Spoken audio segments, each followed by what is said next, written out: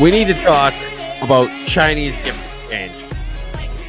At some point, somebody decided it was racist to call them Chinese gift exchange, and now they're white elephant gift exchanges. So you mean to tell me that the Chinese came up with a clever and relevant way for a large group of people to do gift exchanges without absolutely decimating them all financially? And it's somehow racist for us to pay homage to that? And not only that, but the people who decided to come up with a new name went with something that's white. The whites have stolen something from the Chinese, which actually is a bit of a change from the normal. And I think it's just absolutely silly that we're so worried about this to the point where we rename it and not give them credit where it's due.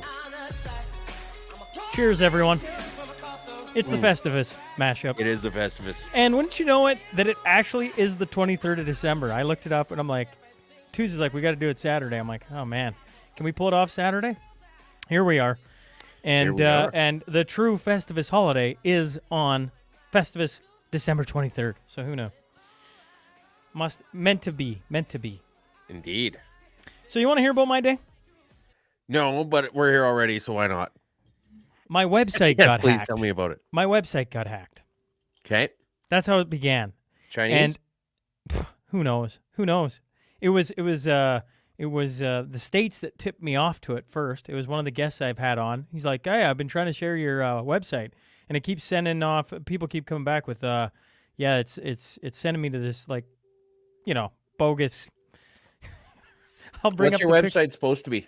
SeanNewmanPodcast.com. You can search it out, but it pulls up this. Here, we'll bring up the image. Site is slot online, slot 88, and slot Gaker Hari Ini, Maxman, Indonesia. Blah, blah, blah, blah, blah, blah. A whole lot of weird stuff. It turned into an Indonesian slot machine? Correct. And the crazy thing about it, too, is so, then IT... aside from that, you mean? Besides that. I talked to the lady who runs my website. Shout out to Robin, because she's been fantastic today, because I called her. I'm like, I think my website got hacked. And so she's like, okay, I'll go take a look. And then she spent hours on the phone with the platform, and then it's GoDaddy. It got registered today with GoDaddy. She's like, have you registered with GoDaddy? I'm like, well, no. So talks to GoDaddy, talks to Blue something. And basically, everyone's going, well, it must have just expired. You must have missed paying something. And so then somebody snatched on you. And you're like, okay, well, maybe. So we're looking through emails. I got 0 emails. She has 0 emails. We find out one part of my website's paid till next year, October. And so we get digging. And here it's this shady thing. Shady. Okay. It's not supposed to be able to transfer without my say-so, right? But all my information now taken away. They won't. GoDaddy won't tell us who it is because it's behind, client privilege and on and on. Because they need to protect the people who own the websites. So here's the good news. I think maybe we. This is great. This is fun. This is an interesting story. Oh man, I'm just like. So what's the good news though? The good news is. Robin finally sent me a text tonight saying, good news of bad news, is that they have admitted, it feels like it's pretty shady, and chances are the rightful owner doesn't have control of his website anymore. Chances are indeed. So, the Bluehost. Anyways, guys seem super helpful so far. So I guess we'll see. Yeah, it looks like, somebody wants to be Sean Newman for a day. Crazy bastards. Now, Festivus, we can talk about that before we get too deep into this. Vance Scott Petrie, is going to pop on later. Who is? Vance, is he... He better have an eggnog in hand. Yeah, he said he's with family, but he'll us go for a stretch, get a few drinks down, and then he's gonna pop on. Does he have a link to come on, or is he just gonna jump in the chat? What's the I plan could with that? I could certainly send him the link. That'd be easy enough. Okay. Are we allowing people into this debacle today? Not everybody, but Oh, okay. Sorry, folks. If you're watching, I guess that means not you. It just means a select few. You got to yeah, kind of. it's basically just. We're kind of Well, here's elitist the on this thing. side. I got. Vance is probably, you talk about like the good things you got going on in the year. I would say getting to know Vance not as much as I'd have liked. Because he's one of those guys that you just want to get to know more and more better every time you talk to him, right? And that's been one of the highlights of this year is getting to know him better. So yeah, as far as I'm concerned, he can hop on any show anytime he wants. Happy Festivus from Eileen Clark. She says, "What are the feats of strength going to be?" See, I wanted to do this in person so we could Indian leg wrestle.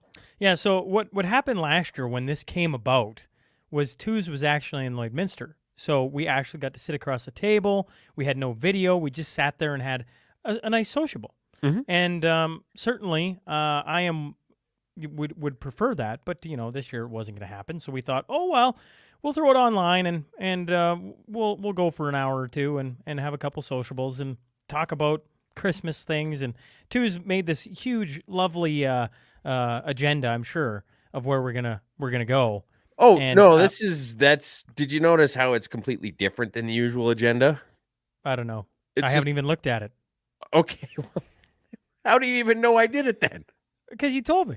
Two's like, I did an agenda. I'm like, great. All right. I'm going to deal with losing my website for the day and completely throw my Saturday into a complete and utter debacle. Number 12 is your website. Yeah, no kidding. All right. Yeah. So Scott Petrie. Side note, Scott Petrie. We should get him on the show right now. Shout out to Scott Petrie. He drove. It was January of this year. Mm-hmm. Drove up to Lloydminster.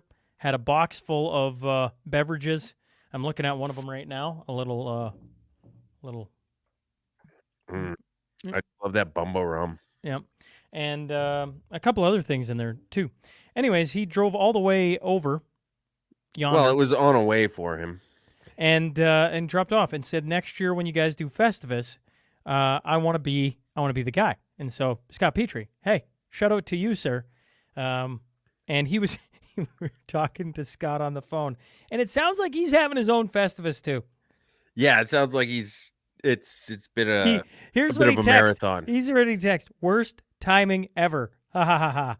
It's my annual Festivus party with the solo crew. I'm such a schmuck. Give me a heads up next year. You and Twos have a great 2024.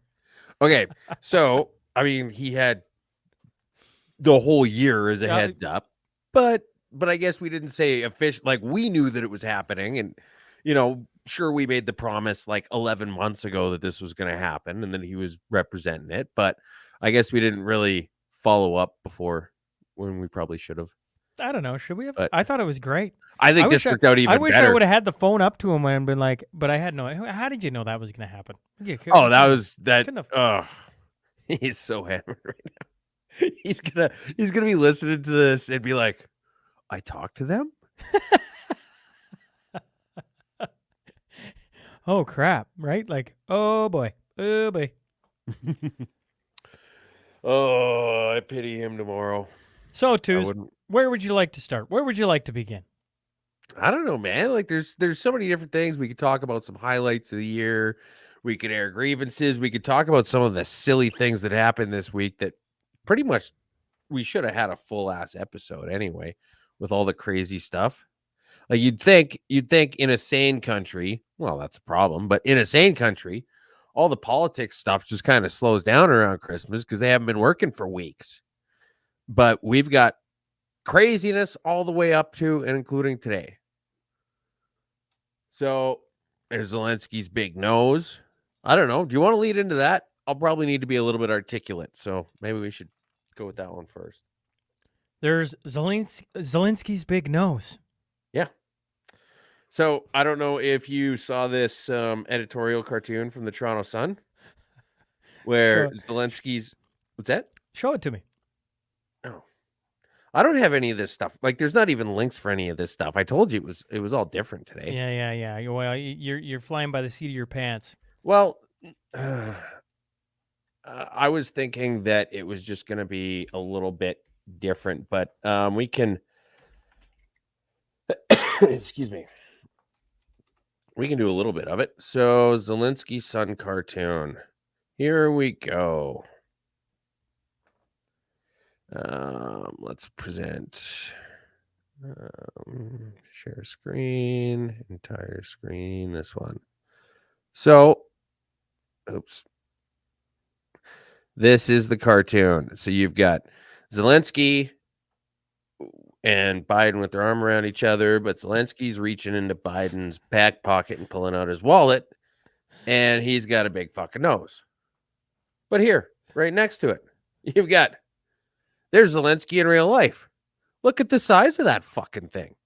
Well, I mean, cartoonists and pick that's up the on thing. things. Cartoonists always they always exaggerate the distinctive facial features so that it's unmistakable who it is you're looking at. This is a trope as old as all of this stuff. Like, you can look at, like, if I just looked up something like Zelensky cartoon,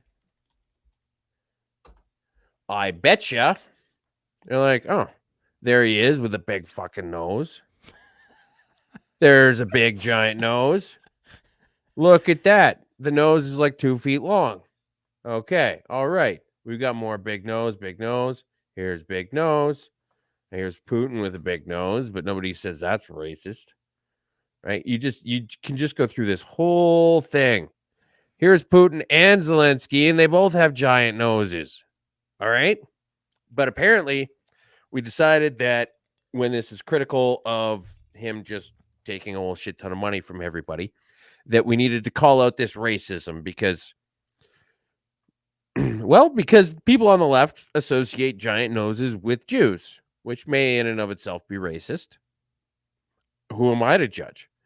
But here's the thing. This is classic leftist diversionary tactics. This is them with the tiki torches and being like, oh, all tiki torches are evil. This is them when there was one swastika showing up in Ottawa over months or weeks. They're like, oh, the convoy is a bunch of Nazis.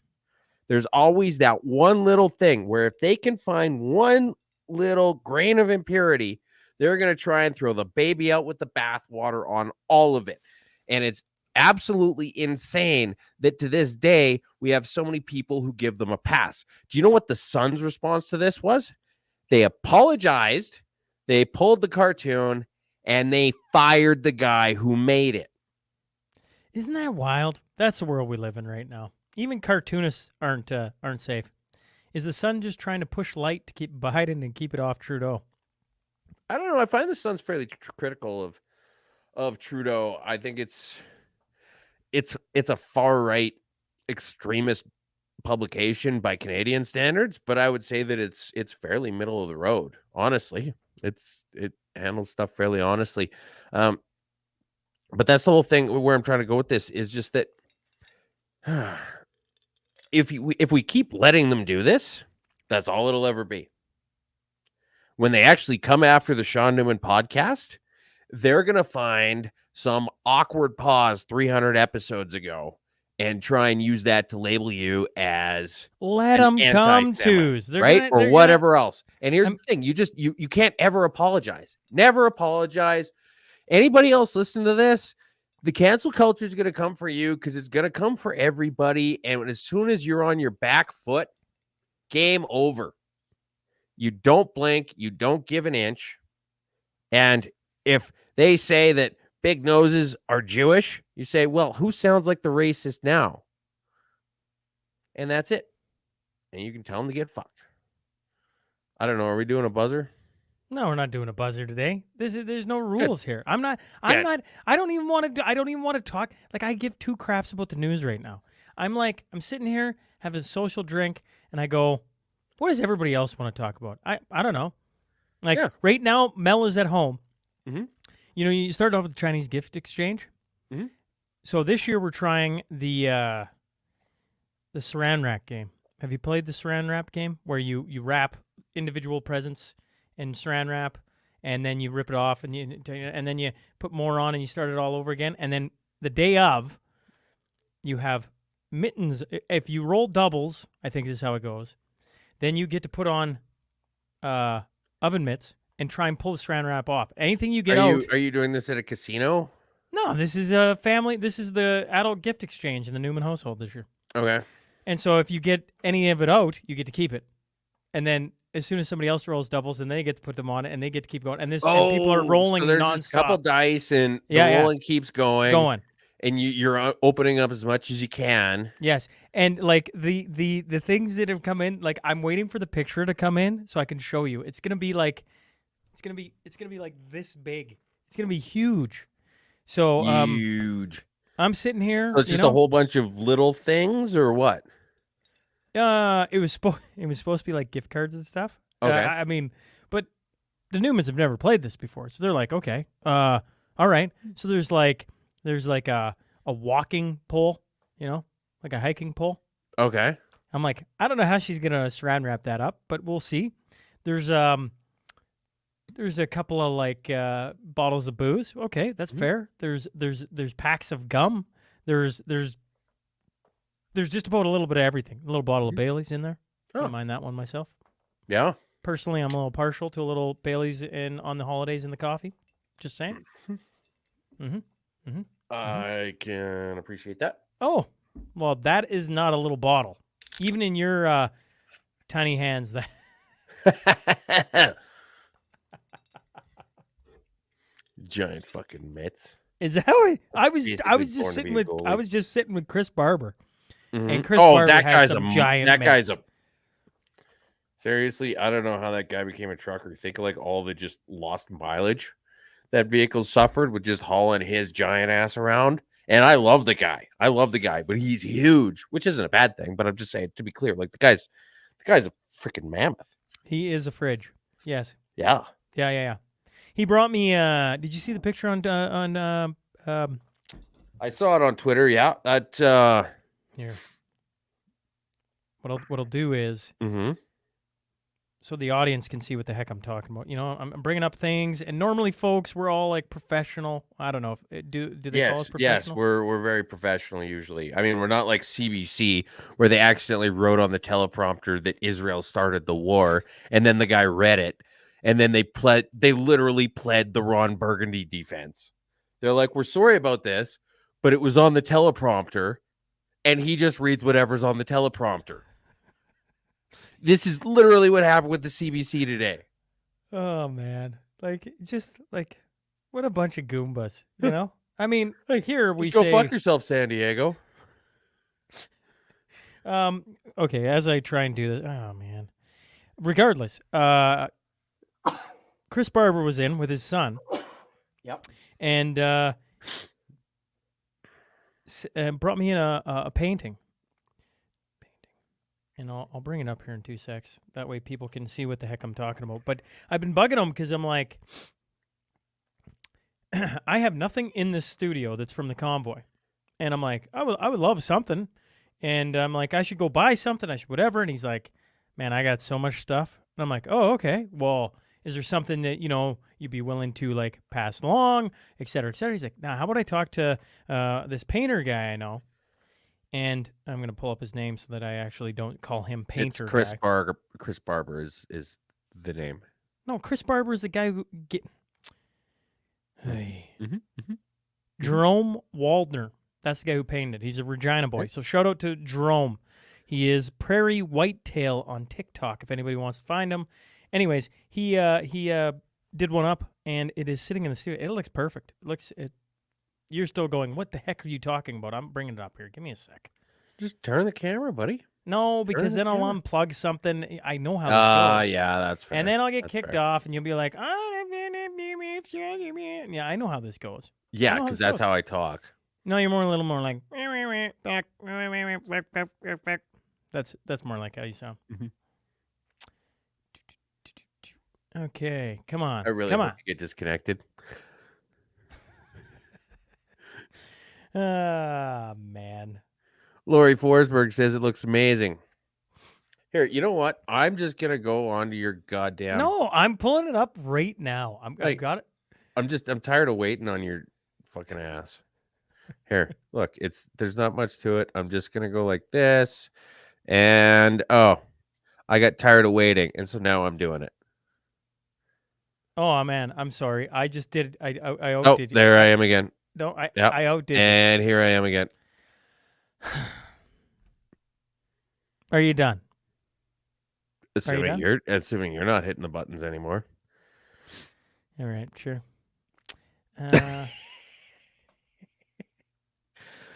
Anyway, it does look sharp as hell, and I love the fact that you could tell he's a Saskatchewan guy because there's a little bit of special emphasis on the What I was easy trying to drop do province. here, if you stop messing around, as I was going to try and zoom it in, Zoom? so people. Yes, there. So There you you can go. you can see the detail on it. That's a solid painting, man, and it fits. You ever see that picture Tarek had taken of him in Ottawa? Yeah, that's That's probably legit. one of my favorite pictures of Yep. anybody anywhere. Fair enough. By the way, we need to have him on the mashup.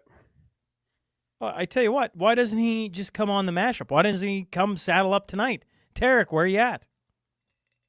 Yeah, I guess if you're bored, join us. If you happen to be watching, I don't know if he is or not, but he usually. I'm curious. All the people who are watching right now, what are you doing?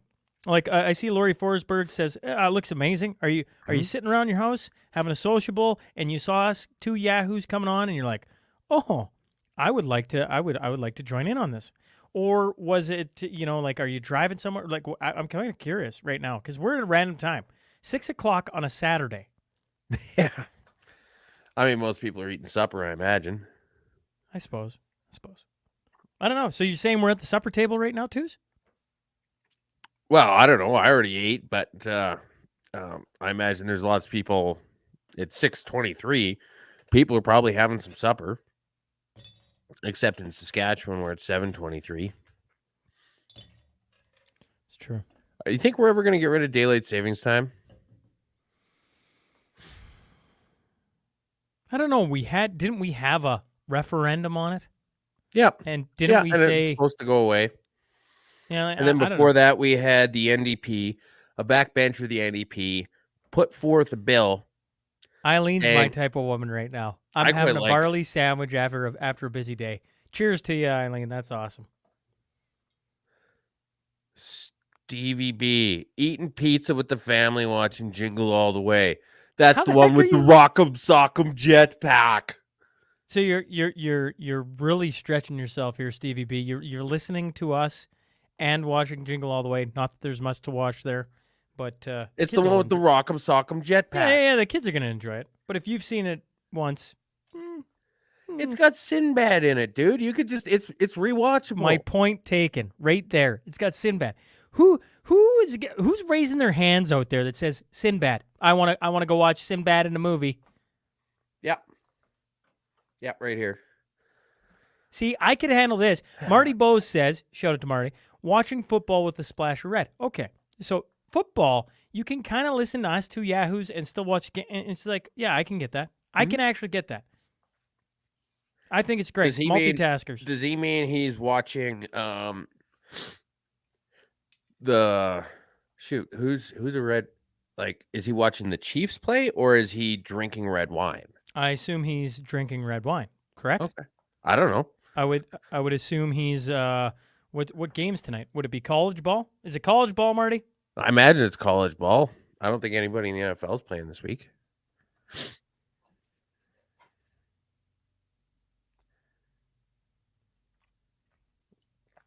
Anyway. Okay, so we're off the rails. We're off the rails right now. So we had Christmas vacation all the way. No, right now, Saturday, December 23rd, the Buffalo Bills are playing the Chargers. Chargers up 3-0. There you go. Yeah, that's all right. Okay, all right. So this could be interesting. So now we're having an argument in the comments section. Christmas vacation versus Jingle All the Way. All right. I don't think anybody is going to reasonably say that that Jingle All the Way is better than Christmas Vacation. And I think Christmas Vacation is better, and I don't even like Chevy Chase all that much. I didn't even like him that much before he went crazy on the set of Community. Did he go crazy on the set of Community? What did he Yeah, do? yeah, he basically got kicked off the show for just being a weird, loopy old man who just hated being there and made everybody's life hell. I didn't know that. Yeah.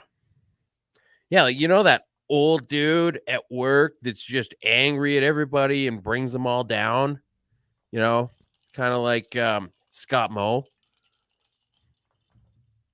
This is basically him. And they just said, all right, well, this isn't working for us. You need to What's get your out of favorite? here. If you're sitting, no, it doesn't matter. It doesn't matter if you're Well, sitting with kids. this is where I was going to go with this. I think you're about to ask me where I was trying to lead up with this. Go ahead. Well, I'm wondering what your favorite Christmas movie is. Kiss, Kiss, Bang, Bang. What? That's Kiss, what you're gonna... Kiss, Bang, Bang. Bang, Bang. Is your favorite Christmas movie. In the holiday season, you watch Kiss, Bang, Bang. Yeah, it's a Christmas movie. Shane Black, dude. He was one of the... I've seen it. I just... That... Somebody help me out here. Who's watching Kiss, Bang, Bang on Christmas? All right. So here's the thing. I like that movie so much that old dime store paperback novel that it was loosely written around. See, I would give you Sandy Palm right here. Yeah, I would give you Die Hard. Absolutely. If you'd said Die Hard, I would be like, that's a fair statement. It's a fair statement.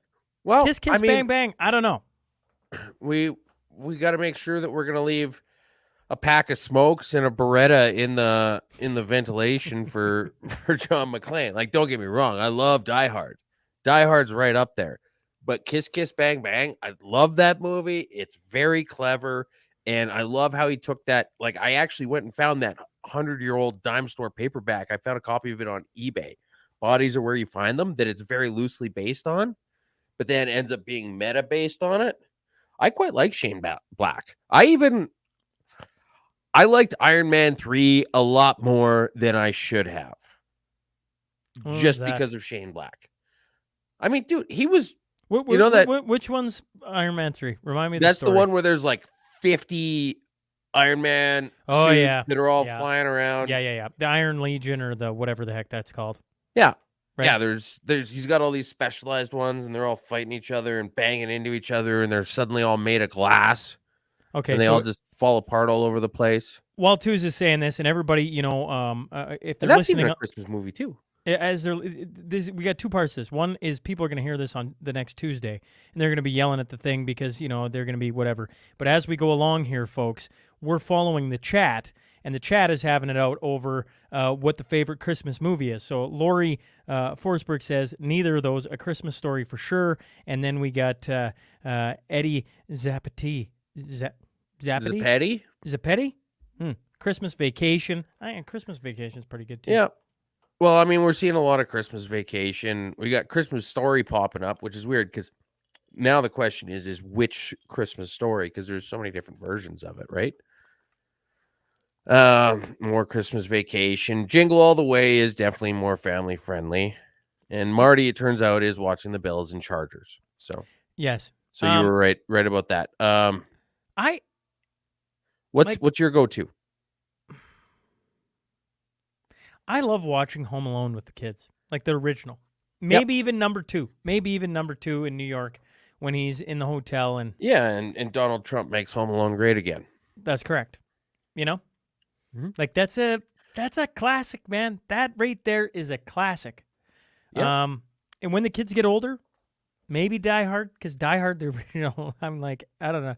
It's a great flick. That's a great flick.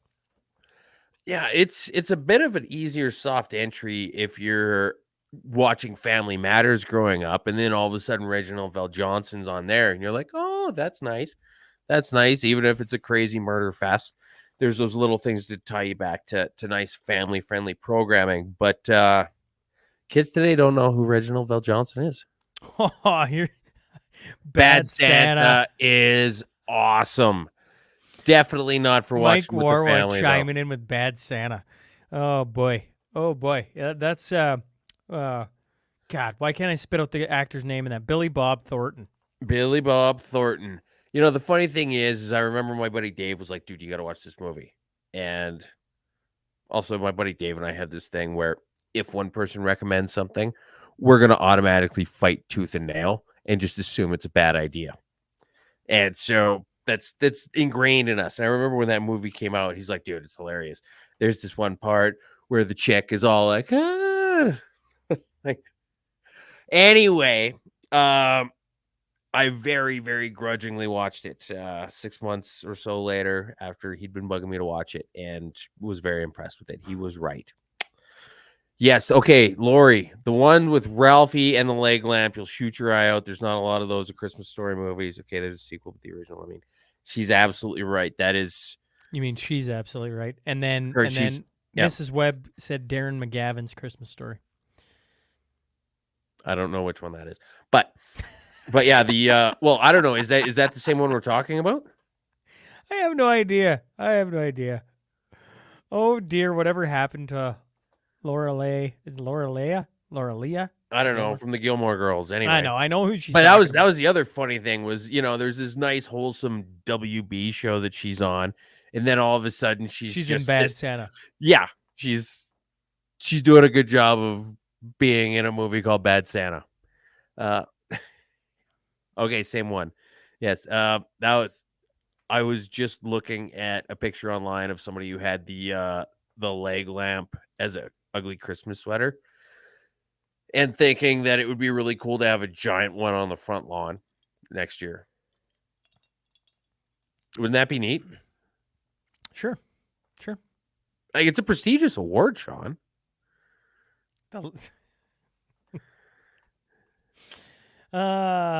Boy. Here, you know, we were getting asked a lot about Festivus, you know, before we started this.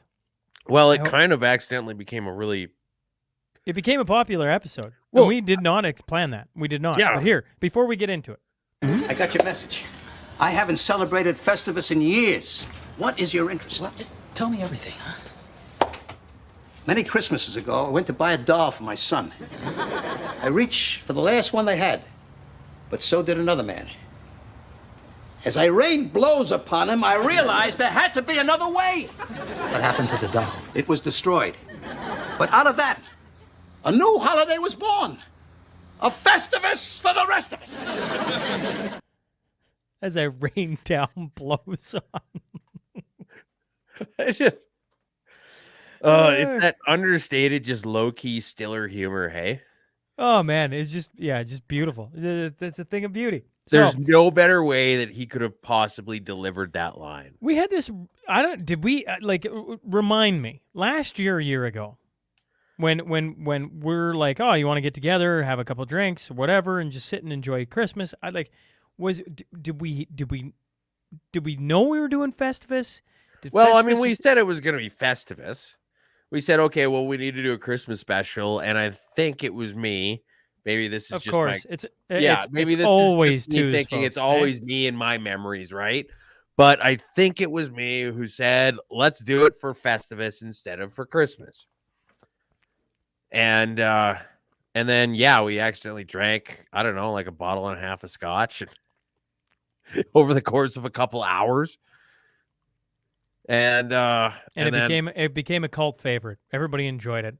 And yeah. they're like, when are you doing that again? Can you do that again? And I'm like, no, we can't. I don't know how to recreate we that. have I don't even know if jobs. I can recreate it. Well, and I don't even know if you want to recreate. Like, you don't go looking for that. It just happened. That was probably the beauty of it, was just how it just accidentally ended up being awesome.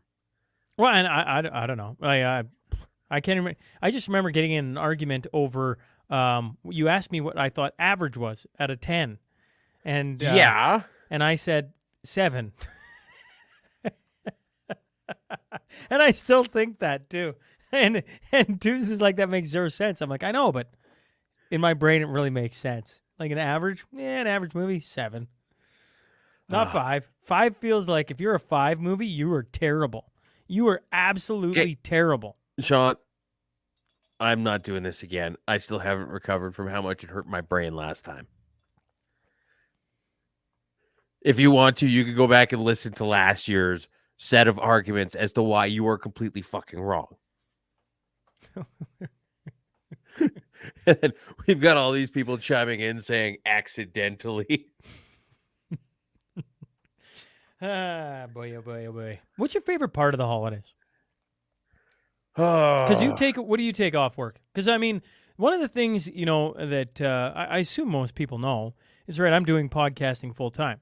Mhm. Twos is working full time, and then at the end of a long ass day, trying to be as sharp as twos humanly possibly can on a thing called the Tuesday Mashup, which totally came Yeah. from my brain, not his.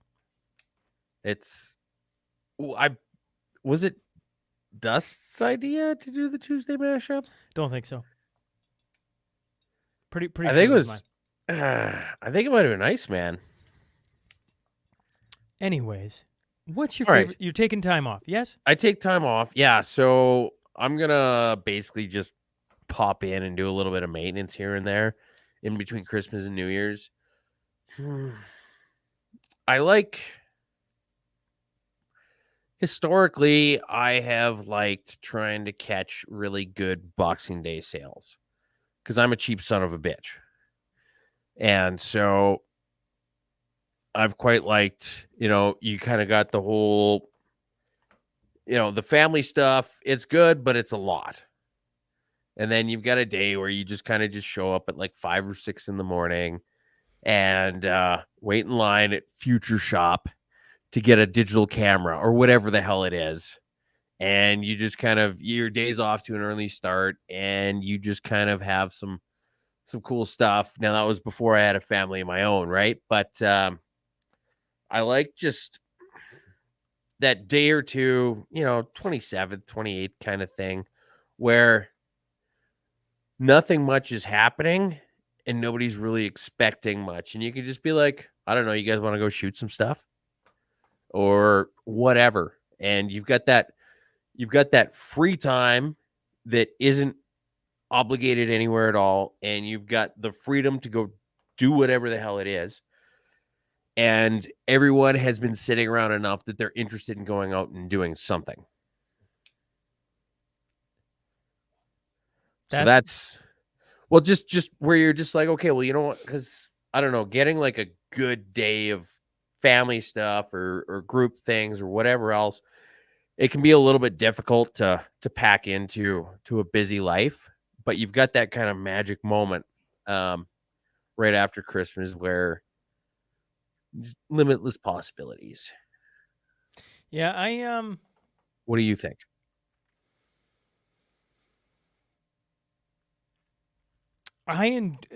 so with Mel and I normally this Christmas is a little different, but most Christmases we stay home. So on New Year's or Christmas Eve we have out at the farm. We go with the entire Newman clan, and then Christmas Day is just for the family, and then her family's a country away, so we have nowhere to go. So it's like it is the only time of year where I feel like the world actually stops. Like everything just slows right to a halt. And there's just nothing going on. Like you do whatever you want to do. And not that you can't, like I feel like you can probably do that whenever you want, but the world is buzzing, right? You walk out tonight. We went for a walk with the kids before I came in here, look at Christmas lights, and like the world is just buzzing. And for sure, Christmas Day, I feel like Boxing Day, and I might even say the 27th. The world stops. Yep.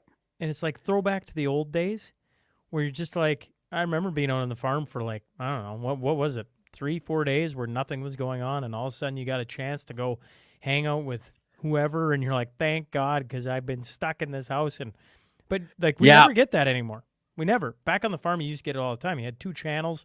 Half the time, the channels never came on, right? Like, and when they did come on, they were fucking CBC. Right. Or like, man, there were some bad things on 2 and 4. Oh, man, there were some bad things. Saturday morning cartoons, though. Woo! Yeah. I miss those days.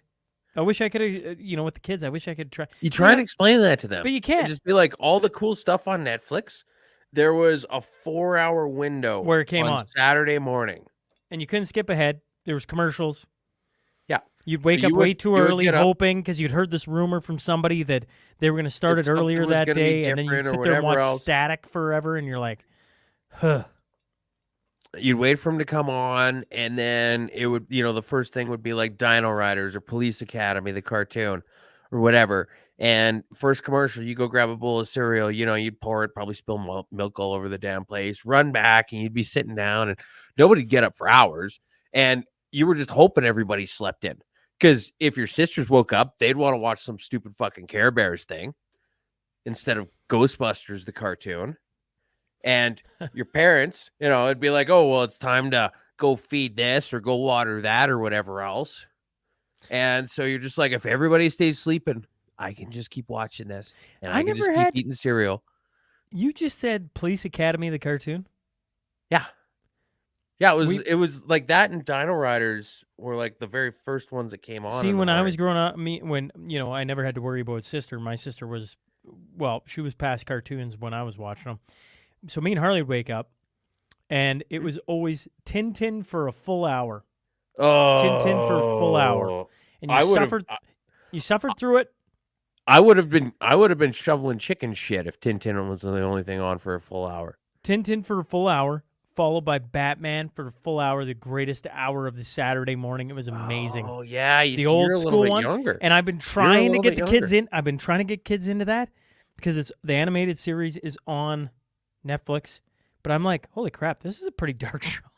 Like it is, but also it's really show. good. Like it is really good. Well, I mean, Harley Quinn was never a character in the comics until she was a character on the animated series, and Mr. Freeze was just a straight up ass villain until they actually went and reimagined him in the animated series and gave him all that depth of character that know and love now. So Murray Cochran saying, "Are you that old, Sean?" Honestly, it looks like Twos is older than Sean Murray. Twos is. And yeah, Murray, we both know you're older than us, okay? And then Eileen says we had to change channels on our TV with pliers. That was my job when Dad got tired of what was on. That's if you'd just put some vice grips on there, it would have stayed. Mrs. Webb says, "Oh boy, I'm old. I've never heard of any of those cartoons." Okay, Mrs. Webb. Then what cartoons were you watching? And was it Saturday morning? I was always a little bit disappointed that by the time Animaniacs and Freakazoid and that whole slew of goofy WB cartoons came on, I was kind of at the age where or Pinky and the Brain. Exactly. Pinky and actually, the Brain. so Rob Paulson, the guy who did Pinky, one absolute is a class genius, act. the other's insane. Yep. God, that has stuck with me.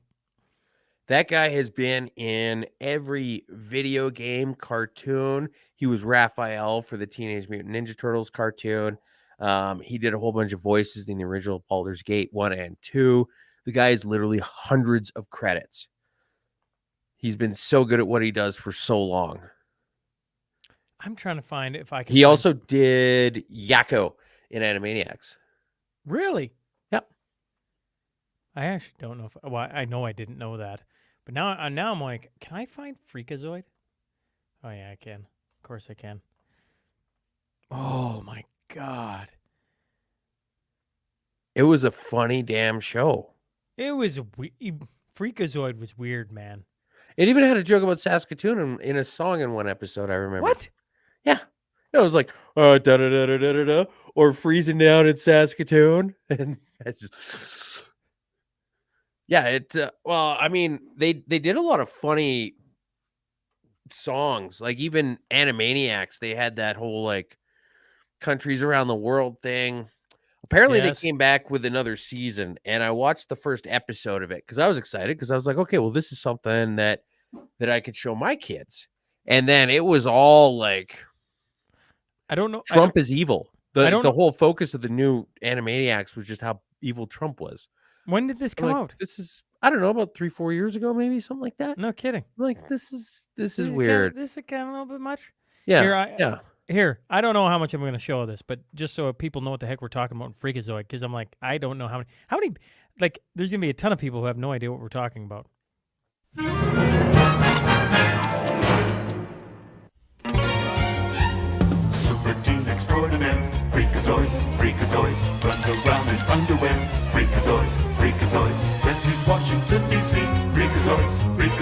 something better's on TV. Freakazoid, just breaking overloading. Kids have some chocolate coding. Textbook case for Sigmund Freud. Freakazoid. Check out Dexter Douglas, nerd computer ace. When surfing on the internet, then was dashed to cyberspace. He turned into the Freakazoid, who's strong and super quick. He drives up villains crazy, cause he's a lunatic. His home base is a Freakaland. Freakazoid, Toy the bar and cuts his head. Freakazoid, chimpanzee, rides around in a Freakomobile. Freakazoo, hopes to make a movie deal. Freaka me, freaka you, he's here to save the nation. So stay true to the station. If not, we'll be unemployed. Freakazoid. Steven Spielberg. Yeah. Spielberg presents Freakazoid. That was a strange cartoon, man. It was, but it was so good. It was clever. Like even just watching that intro, I was laughing at multiple points, right? And even like the 90s interpretation of what the internet was and how people could just get sucked into it and turn into superheroes. It wasn't even really that far out of an idea back then. Yeah, you're not wrong, Eileen. But yeah, so that was that whole Warner Brothers series of just goofy shows that lightly crossed over here and there, and they were super funny. I was actually kind of sad. I realized later on that shows like Harvey Birdman, Attorney at Law, and the Venture Brothers, and there's a couple other like great adult cartoons that started coming out when Adult Swim became a thing, and you're like, those would have been great cartoons to watch as a kid. They're kind of that whole South Park thing where it's cartoons for grown-ups, and your parents don't realize that because it's a cartoon, you definitely should not be watching it. Yeah, I grew up through all that. And now that I look back at it, I'm like, we think our kids I don't know.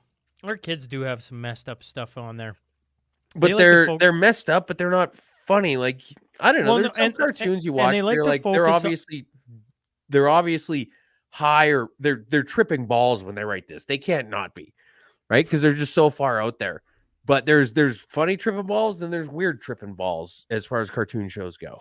Well, I feel like the old cartoons, although weird, I don't know. I'd have to go back and watch Pinky and the Brain and actually try and recall what the heck. Because like every cartoon I watch now, it feels like they're talking.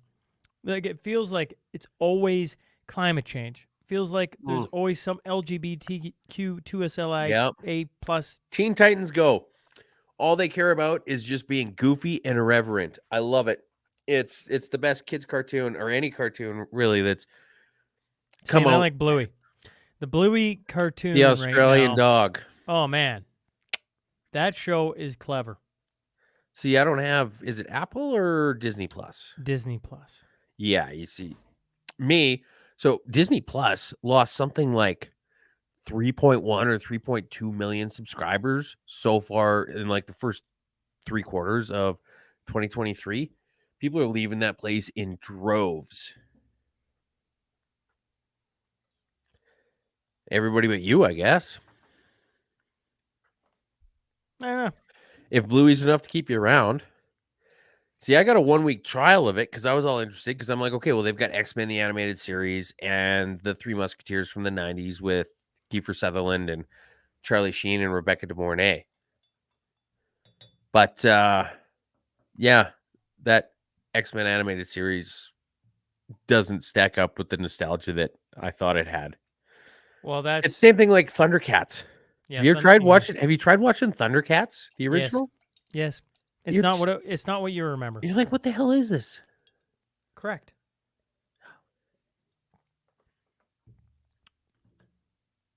I'm just mixing on this side. Yep. I thought it was real clever. With what? Well, I put ice in a to-go mug. And now you're running out of ice. No. It's keeping it nice and instead of melting all the way, Yep. Nice sealed little. I think I'm pretty clever, actually. That's not a bad idea at all.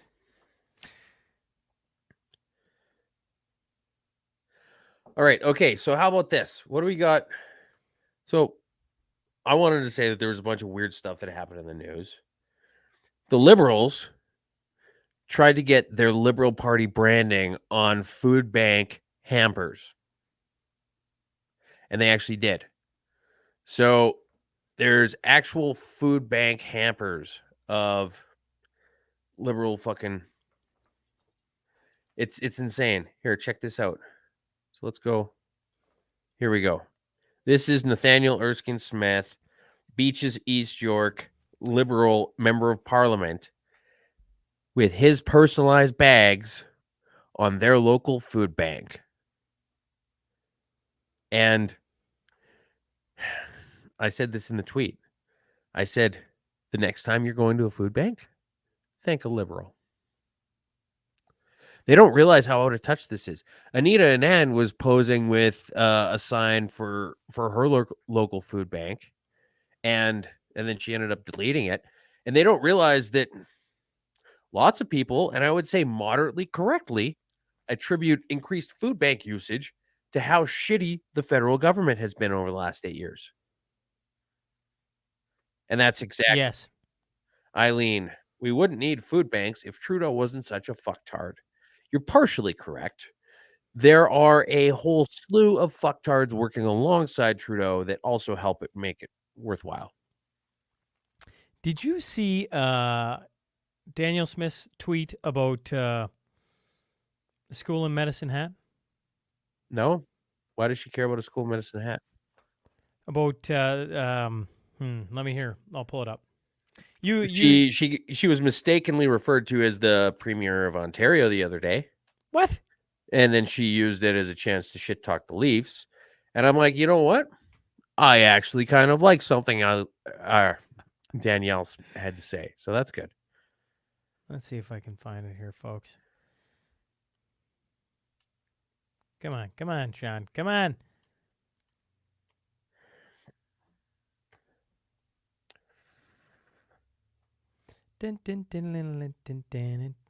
Every damn week, Sean. Yeah, every week I send us on. Oh, okay, here, and we'll show this.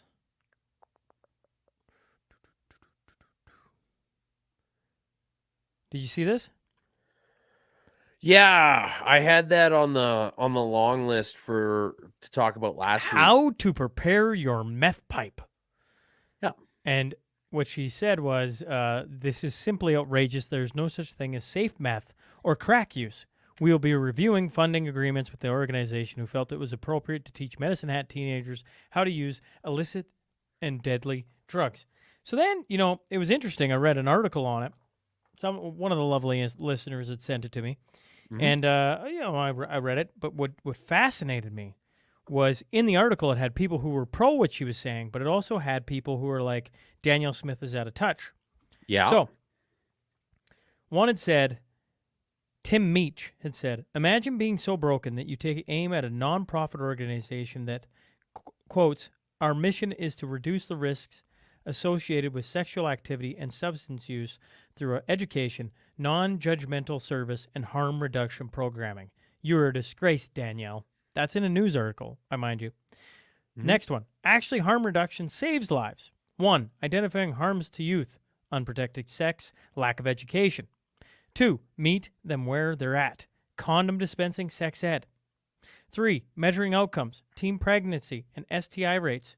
Like, are these people fucking reading anything that's on there? It's about how to prepare your fucking meth pipe. Pardon the French, but it's like, what are they talking about? Well, one of the things it says in this infographic, because like I said, this was it was on the long list, but it didn't make the short list for last week's mashup.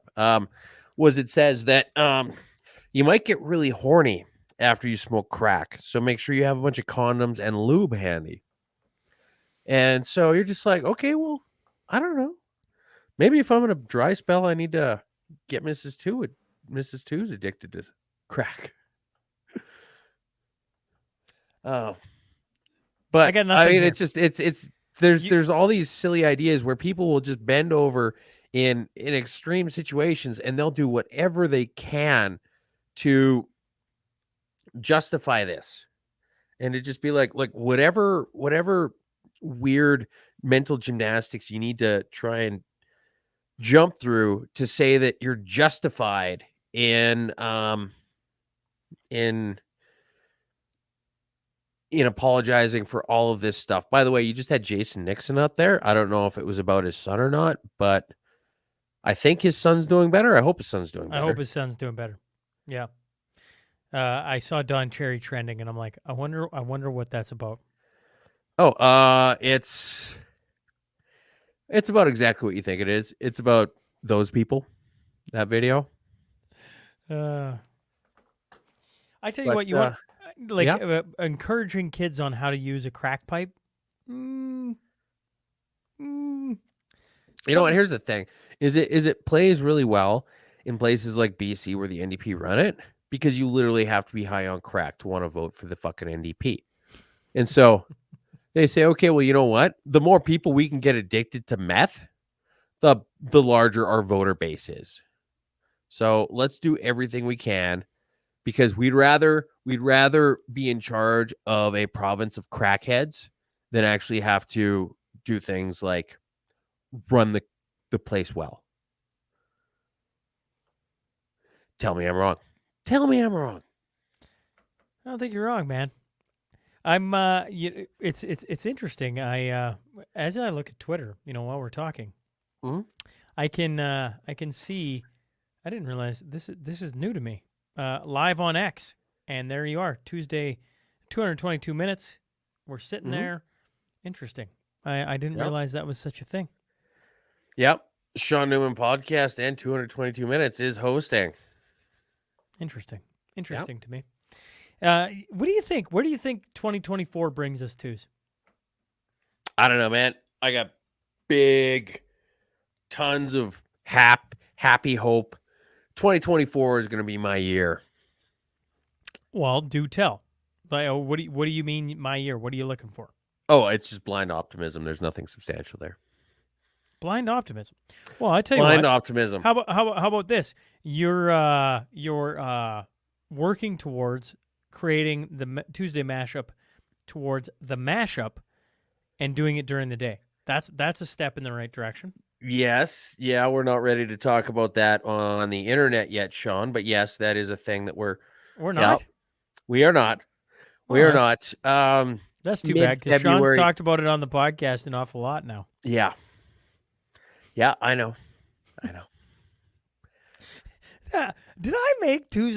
The one thing I can make twos uncomfortable about is plans for 2024, folks. Okay. Well, let's talk weather. Well, then. Okay, here's the thing, is that I'm planning on early February of having a conversation with my boss about what that is going to look like. And I really don't want, some guy I work with being like, oh, hey, so what's this I heard about on the mashup? And so, yeah, because apparently, I mean, I didn't really make a thing of it, but there's a lot of guys at work who enjoy the mashup. Well, shout out to the boys at work, eh? Yeah. Boys and girls, we don't discriminate. That's awesome. I don't know. I don't think it's a big thing. I tell you what. It's not that it's a big thing. It's just that I just need to, have the conversation, and I haven't had the conversation yet. Fair enough. Well, I tell you what. One of the conversations I've been talking a bit more about, because it's like right now I'm pretty loosey goosey on it, and you haven't said yes yet, which is really interesting to me. Is SMP presents Ungovernable. So what do you mean that's interesting? I said that I would get back to you next week on it, and you said yes. And it's been like 4 or 5 days. Yeah, it's been too many days, yeah. So I said it was going to be a week, and you're like, yeah, it's been 4 days, and I don't know why you haven't got back to me on that yet. Under 10,000, Eileen. Under 10,000. 10,000 to go. So we're getting close. We're getting awfully close. And by the time this, yeah, we're gonna be there. We're gonna be there. I mean, yes. Unless a meteor hits the Earth, we're gonna be there. So, 2024. Okay. Trying to build a podcast studio. Okay. An additional podcast studio. Correct. Mm-hmm. Which means if there's any business or blue collar worker out there that wants to lend their talents, would take it. Mm-hmm. 2, we got the SMP presents Ungovernable. We have not been doing anything since June. That was the last live show. and it's going to be a 2-day conference in April 19th, 20th. It's sounding like, and Tuz is going to be there. He doesn't know it yet, but Tuz is going to be there, and Well, among a myriad of other people. So it's going to be interesting.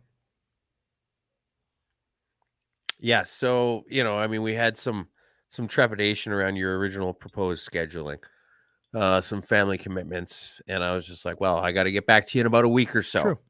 And that True. was 4 or 5 days ago. And now you're like, and I don't know why he never got back to me. Because I changed the date for Tuz, folks. I know. Just for Tuz. I was like, I feel like you probably should have made sure that it was a good weekend for me before you changed the date for me, assuming that it was going to work. Like, I don't know how much this week's going to work. Okay, well, I changed it. It's this week. And now you have to come. You're like, okay, but what if that week doesn't work? well, then you suck it up and you come, Tuz. No, that week should work. I haven't looked at it yet, but that week should work. So speaking of Eileen, though, I got to meet her very quickly at the James Lindsay, and there's a few people that I met here along the way this year, and it's been awesome. And we've had so many awesome sponsors. And one of the things that I told Sean that we were going to do was that we were going to specifically name and thank all of our sponsors for the year. So let's run through that while we're here. Are you First off, we got okay. SEP, who alcoholically sponsored this week. Much obliged. We had AMC Electrical. Drew McKay. He signed on for February too. Yeah, and is he of part 2024? of the I might add. Is he the blue collar round table as well? No. Oh, he's going to be one of the guests in the first one. Sorry. Yes. Yep. Okay. Then you got Vance Crowe. He's going to be hopping on the show in a little bit, and if he doesn't, we're never going to let him forget it. Well, he's got an hour. That's what I'm giving Vance Crowe. You have less than an hour because at 8:00, Sean's going to slowly wind this down. So, Vance, if you're watching, saddle up, brother. Yeah. And then we had Risk and Hope Farms, and we got to meet them when we were down in Lumsden. I got a hat.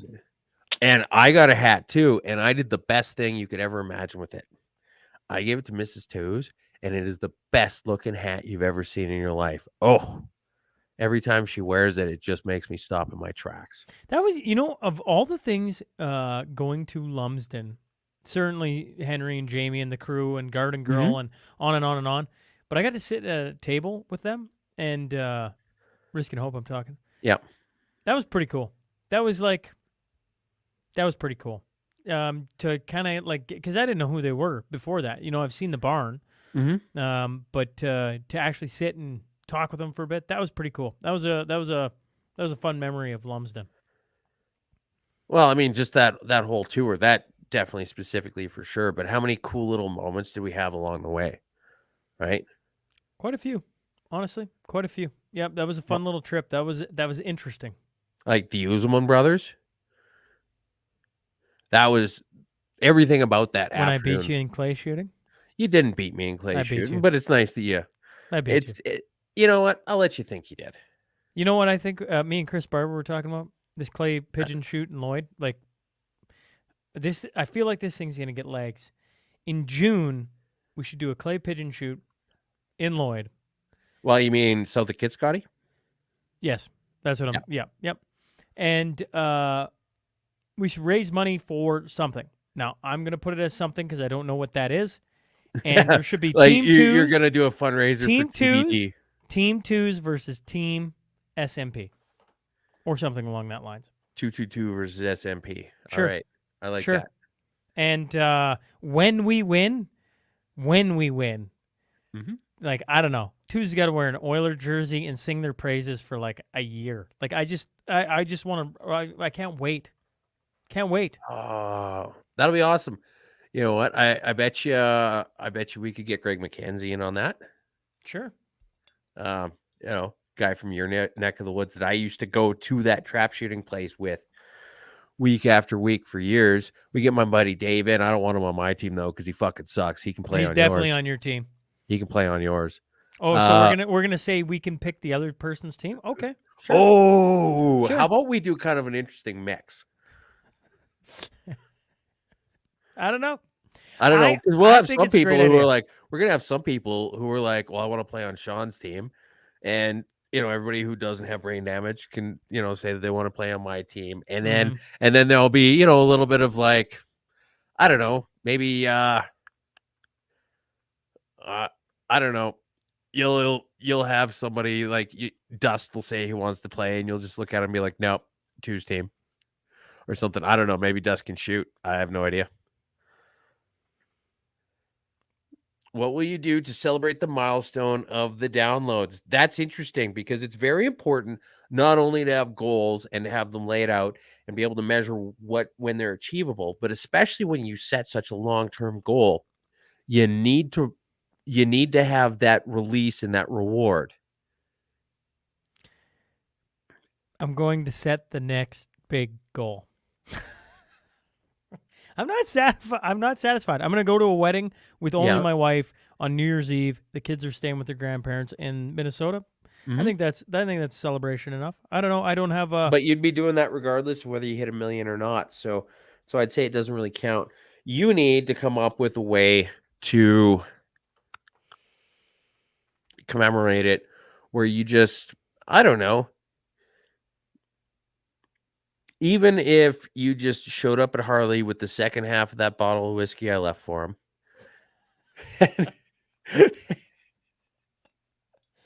So for those of you guys who don't know, when we went to Marwayne for that Gord Bamford concert, which actually I've got another thought about that. So I needed to consult with somebody in the transportation industry on a ticket I got, and so I reached out and I was like, "Yeah, Sean, give me Harley's number." And so anyway, I picked his brain on it for a little bit, and I was like, "Hey, man, thanks a lot. I appreciate this. I'll bring you a bottle of whiskey next time I see you." He said, "Okay, sounds good." So I pick up Canadian Club President Select, which is probably one of the best 100% rye whiskeys out there. And dollar for dollar, even though it's Canadian Club, like the rye whiskey is very good. It's very good. And it's cheap, which are my two favorite things in alcohol. And so I bust it out, or I bring it out. And then Sean and his other brother are like, well, we need to make sure it's not poison. And then and then there's three Newman brothers, all of them except Harley and me are sitting around Dustin's camper at like 3 a.m. working on this thing, and the extra wrap that I got from the wrap place on the end of town. And I'm like, guys, like I didn't get this bottle for you. Like, this is supposed We did. Did Harley we put a helped gun me to your out here. head, twos? Harley was helping Did me we out put a here, gun to and you your guys head? are drinking his booze. I And they're love how like, you try and well, now throw us you're all under drinking the it bus. too. Eh? Yeah, you're guilty, man. You're just Oh, as I'm guilty. I'm he guilty, didn't but, abstain. but he didn't I just abstain. it's the whole thing was funny. The whole thing was funny. Yeah, whoops. Yeah. I don't And know. then, What do you? here's the other thing about Bamford concert. I don't know if you noticed this or not, but Bud Light's had a tough year, right? When Smirnoff Ice can be excited about the fact that they're the second gayest beer, that Bud Light's been pretty hard done by. And it's good that he's tuning in. This is the sponsor of tonight's episode. Scotty P.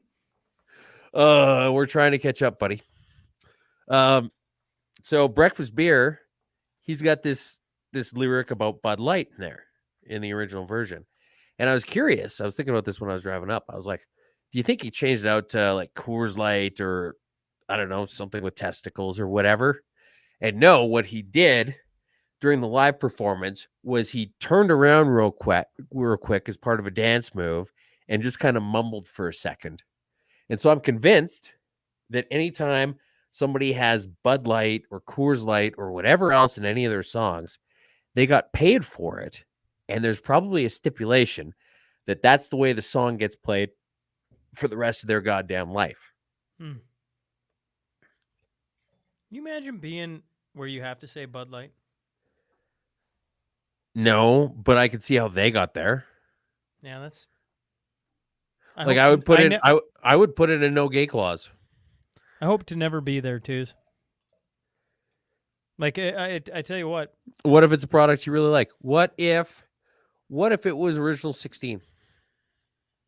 And then they go and do the transgender thing? Like what's going to happen if Gord Bamford says Pilsner instead of Bud Light? Well, What I imagine happens? that he's in violation of his contract and he needs to repay it in full. So then I don't sign that contract. And he probably got paid something like $100,000 to do that. Yeah, but now look at it. It's Now look at it. Would Now you have look thought at it. would you have thought 10, 15 years ago when he released that song? 10, 15 years ago, I didn't think men thought they could be women. Women thought they could be boys. You didn't think that there was I going to be didn't think there was tampons in gonna the be this- men's room in the Air Force? In the military, right? Like, it's like, yeah, I agree. But it's right now as it sits, it's like, oh, you're going to sign a deal that says you have compelled speech for the rest of time. No. See, that's the thing, is you say, all right, I'll do this for the rest of time unless there's a serious deviation in what this thing represents. Oh, so you're saying change the contract. Okay, I could maybe I'm handle just that. saying, I'm saying that kind of contract. Can you would be imagine writing okay. a contract with Bud Light? Listen, I agree with you 100%, but the day you put a man There's dressed no up as a trannies, woman no trannies on on the your can can, clause. No I'm out. trannies on the and can. they're like, that's a sign it. stupid clause. That's a Sure. stupid clause. Ah, crap. Right? Yep. Gord Bamford just, you can. But right now, Gord Bamford, every time he turns around during a live show and mumbles Bud Light into the fucking microphone, he's like, oh, crap. Yeah, because what if somebody catches it? That's the thing. He's got to say it, and every time he performs it live, I'm sure that's part of the contract, because otherwise he wouldn't have turned around and mumbled when that lyric of the song came up. Peter, what Tooze is saying is if he's in violation of the contract, then he could probably be held to what? He'd probably have to give the money back. There's probably something as stipulation somewhere in there. Yeah, there's probably something in the clause that says that he has to give it all back if he fucks it up even once. Probably something like that. No self-respecting man drinks a light beer. Maybe I said Saskatchewan man. I can't Is she laugh. shit-talking Saskatchewan man? I think she's shit talking us both. I knew the moment I met her that there was something wasn't right. No, I'm kidding. Scotty P and Dana White made millions off Bud He Light. probably made billions, Scotty. He probably made billions. Gord Bamford ain't making shit off 016. Yeah. Not with that attitude. Hmm.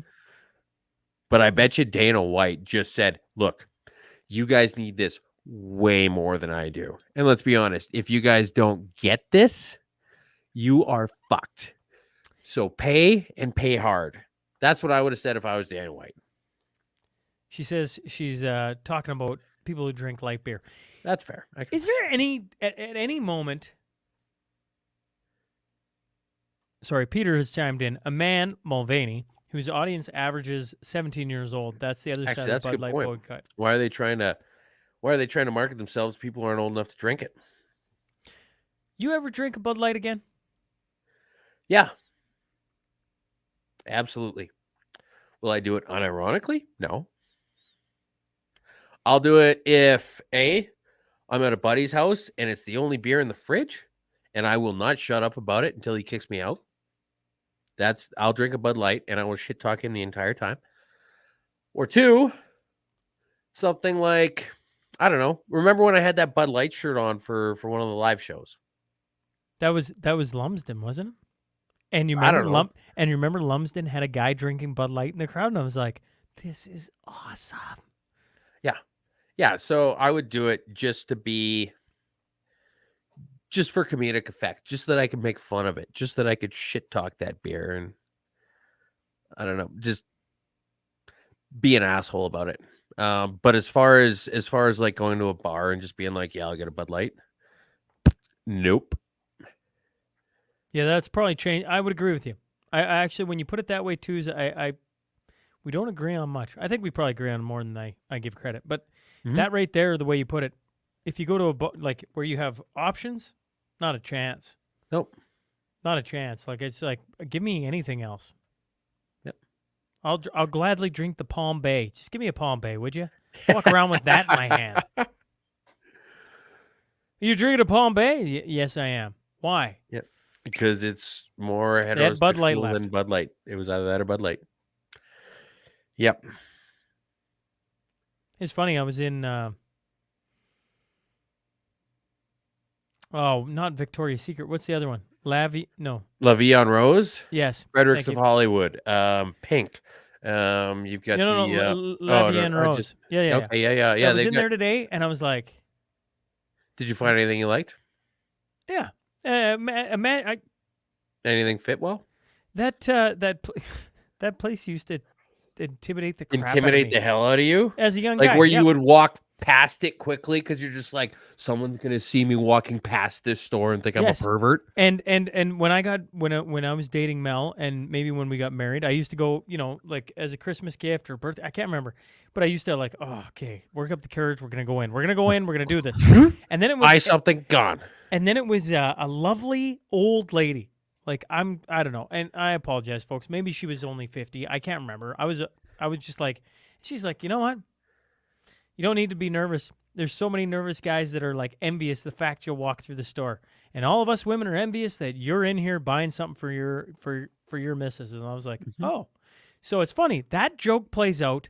What have Mel and me been together now? It's been 16 years.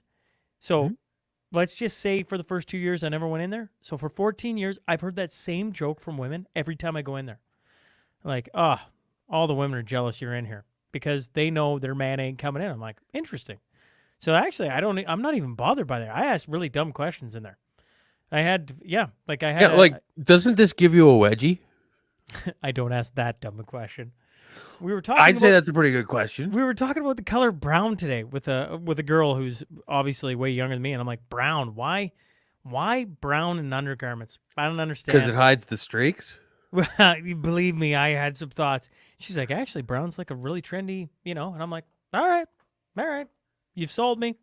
If it's trendy, let's try it out, So, anyways, Okay, so- that was stories from Jessica's trans brother had a job there a couple of weeks ago. Taylor King. For a couple weeks.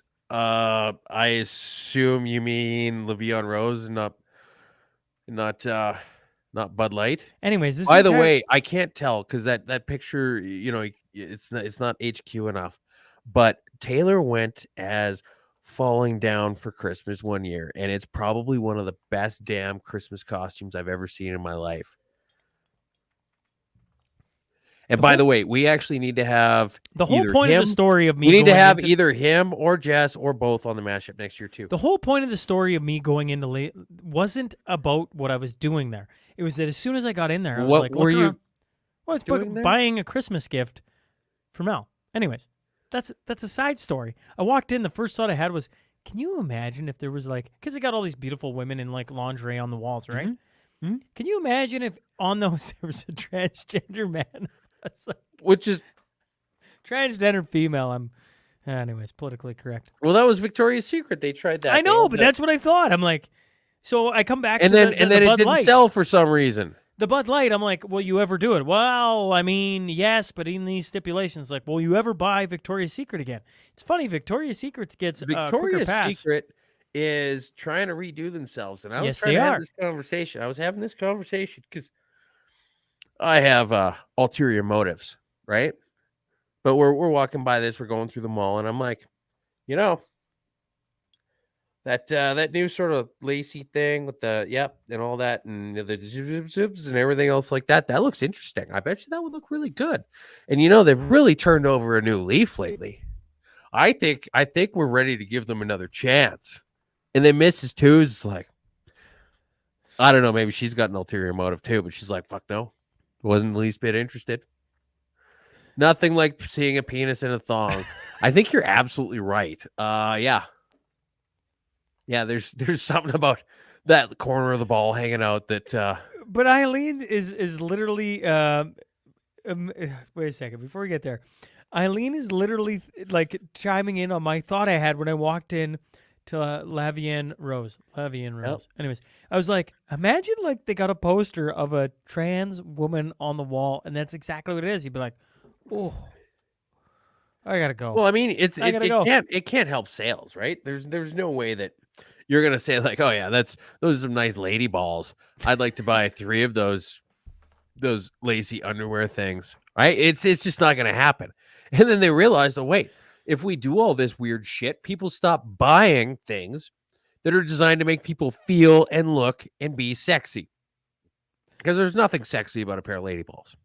Lady balls.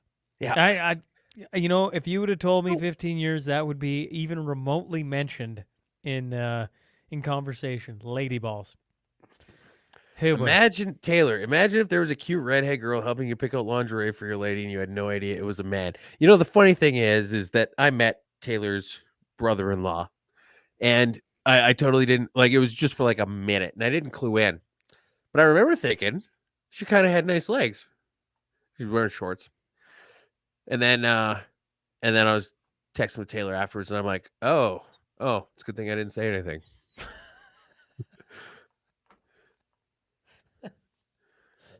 How the hell did we get here? Well, I don't know. they're tuning in. Anyways, but yeah. Yeah. Well, I appreciate high levels of fitness. Yeah. I didn't know. That was it. I wasn't that's as far as I went with That's as far as you went? All right. Yeah. Yeah. And Eileen's on fire tonight. Maybe if she manscaped. Yeah. I guess. Well, I mean, yeah, because the balls in a thong look way better when they're shaved. Yeah. I like muscular legs. Taylor King said you said a lady with muscular legs answered the door. Yeah, that is true. Yeah. He's probably actually reading through the text right now. So he's got the receipts. Oh man. Do you like the stocking or gifts under the tree? Are we still talking about Le'Veon Rose? No, I'm trying to switch gears here.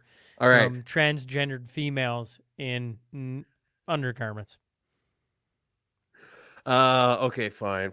We'll move the story along. I like both. So I always do a combination where there's the stocking and there's a few interesting things in there. Usually it's like socks and toothbrushes and the odd, I don't know, she might be listening, but there's a cool stocking thing and there's a cool one of the gifts is in the stocking. Which you would expect to be wrapped, but I'm like, I'm not gonna wrap this many things, so one of them's going in the stocking. See, and I like this stocking. I don't know when this changed for me, but somewhere along the line, I love the stocking. Now, no, I'm not saying for me to open, for me to put a gift into. Maybe it is the fact that I don't have to wrap it. I never thought of that. But sorry, is this a Le'Veon Rose conversation still? no, I mean, I gotta get us on to some other subject than a transgendered female. And Lee jumped in. Lee, I was actually thinking today, I was like, Lee texted me yesterday, and I've been flying all day trying to get ready for all this Christmas shit. And I was like, fuck, should I just, and I never had a chance to throw it out to you before we started, but I was like, should we just call Lee during the show? Just say hi and just say hi. I was texting Lee. I was texting Lee. What was it today, Lee? I'm trying to forget or trying to remember. I want to say it was today because I was telling him about the ungovernable and the fact that I would like to set up a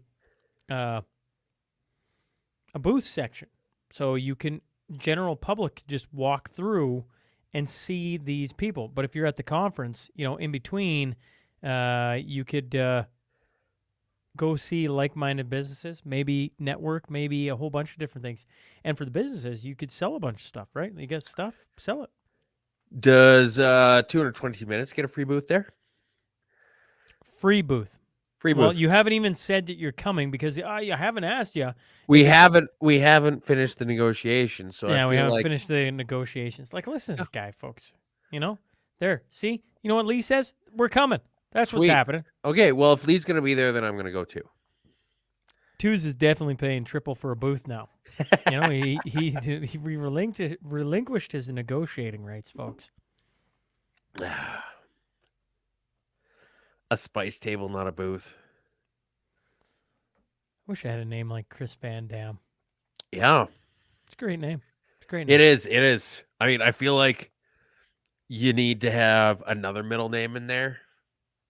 Like if it was, I don't know, Chris Hemsworth Van Dam would be good. What would you be selling to? My soul. What little bit is left of it? What would you be selling to? I don't know. I feel like I totally missed the boat. I've got this show coming up on the 1st in Calgary, and I'm all out of merch. I'm not even gonna have any merch at the show. You're not gonna have anything. So yeah, Come to Lloyd and grab what we have left of the mashup T-shirts. I'm gonna make a 12-hour round trip to sell a dozen shirts. Probably not. Let's be honest. That's not thinking positively at all. Yeah, I don't know. We'll see here. The point is I don't that like it. I don't should like it. have. I should have a little bit of inventory kicking around at any given time. I suck at maintaining proper levels, but it would probably just be me hanging out and saying, "Why are you crazy enough to Who come are you talk going to be to me?" opening for? Oh, that's for Danger Cats. So January 1st, Comedy Cave in Calgary. Oh, there you go, Calgarians. I do, Lee, and we're going to get you that Rooster shirt in timely fashion. Yeah, as in like April 15th. Pretty much. Yeah. Just so Lee's clear, we're going to get it to you. We're going to get it to you. Oh, and so Chris Van Dam is Chris Anthony Van Dam, and he doesn't have that as his name. You should be like Chris Tony Van Dam. Daryl, is this thing on? Did you guys talk about the federal government spending $800,000 on a deer cull in BC? Let's see here. Where is it? Number 5. Illegal guns used to shoot the wrong deer from a helicopter at a cost of $10,000 per head. It's on the docket, my friend. You just got to be patient. And I suppose if we wanted to just talk about the insanity of Canada, we could do that. We could So- have maybe I should just switch to coffee. I could do that. No, You know, no, dude. let's just talk about the world and how messed up it is. So they needed to cull an invasive species on Vancouver Island. And so they got a bunch of people from New Zealand and the States to come in and shoot 223, which is probably an AR-15, with 30-round magazines out of a fucking helicopter at herds of deer. And a couple dozen of them were the wrong deer because they needed to cull the invasive species to try and help out the native species. Which, by the way, if you're doing half measures in a situation like that, you're wasting your fucking time. Okay? Secondly, they shot a bunch of the wrong fucking deer because they're not from here and they don't know what they're looking at. And thirdly, you could have, for $10,000 a head, you could have had Americans come in and do it. You could have worked with outfitters in the region. You could have worked with outfitters at $10,000 a head. You could have got outfitters from all over Canada who would have just flown in and just been like, yeah, just fucking shoot whatever the hell you want. You could have made, instead of spending $834,000, you could have made millions. Have we not learned anything yet? But this is the thing. This is the classic government. Why let something happen on its own for free when you could spend a whole shit ton of taxpayer money doing it in a far worse way? And that's the fucking country we live in. That's our government on every possible level. Yeah. I mean, Like, okay, this could have made us $4 million. Okay, but what if we spent $1 million instead? Oh, that's a much better idea. Let's do that. Can we make sure that we shoot some of the wrong fucking deer while we're at it? Yep. And can we make it a half measure that's going to have no long-term net effect on the situation we're trying to remedy? Yeah, let's also do that. Get the fuck out of here, guys. Why is it so fucking hard to have anybody with any practical real life experience in government on any level? Oh, I'm trying to smile on this set. Shane Every- Getson was telling me. Every time yeah. we talk about the government, twos, it puts me in a foul mood.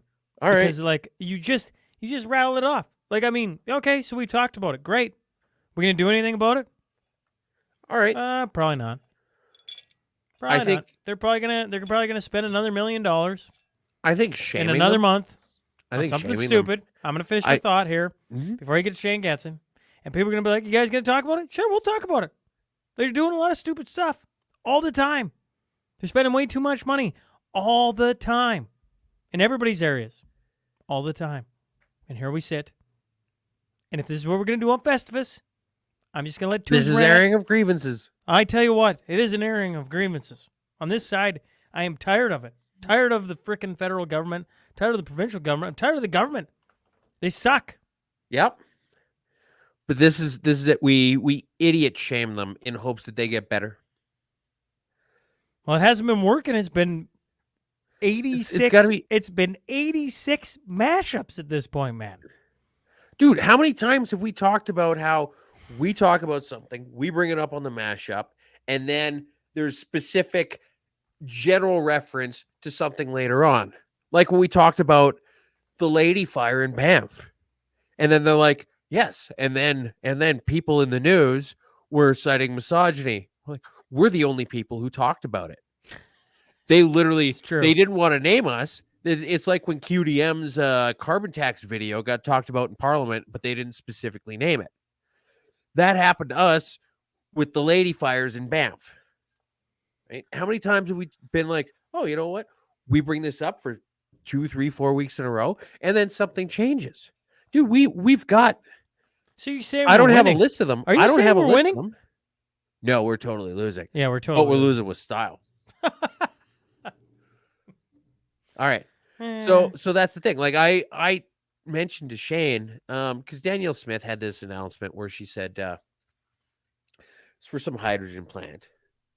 And so she shows up in the nicest way possible, looking a lot like Trudeau does when he shows up on a construction site. With the new everything, looking completely uncomfortable, out of your element. And I was like, you guys should just send somebody who's actually got a pair of work boots that they've worn in life until they got into politics. That's the kind of guy you want to send, right? I'm like, Shane, you're that guy. Why aren't you doing this? And then he said actually that he had done a thing like that, and the media people thought that he had just bought a used pair of boots. Like he got them at Value Village. Because it didn't even occur to them that somebody in politics might have actually had a pair of steel-toed boots that they wore at work. And so, anyways, the point is that a guy like Shane, even before I had that conversation with him, is showing up with old work boots while he's trying to help out Alberta. Okay. And so the things that we talk about, because I think actually it might have been Festivus last year, I was ranting about like how would it be the end of the fucking world if we could get a politician who'd actually worn out a pair of boots in his life? And maybe he wore that pair of boots at a press conference. And now it's happening. And so we've got these little things that keep happening. And so we talk about how dumb they are about gun control and how dumb they are about conservation. Maybe they're going to get a guy who's actually got a deer on his wall at some point to have a conversation about conservation instead of some idiot bureaucrat from the suburbs. Next thing you know, hey, maybe there's some positive change. I hope you're right. They can pick my brain anytime they want. I'm just tired of See talking. See that big deer back there? See that?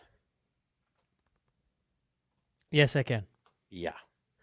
I mean, I got to There's- squint, but I can see it. Yeah. Now, full disclosure, I didn't shoot that deer. My It's- dad did. But You're not supposed to say that. Oh, it's a beauty of that's the thing. It's a beauty of a deer. There's I don't know. It's like top 1,500 typical whitetails ever shot. It's just tough, you know. Yeah. I mean, it's been.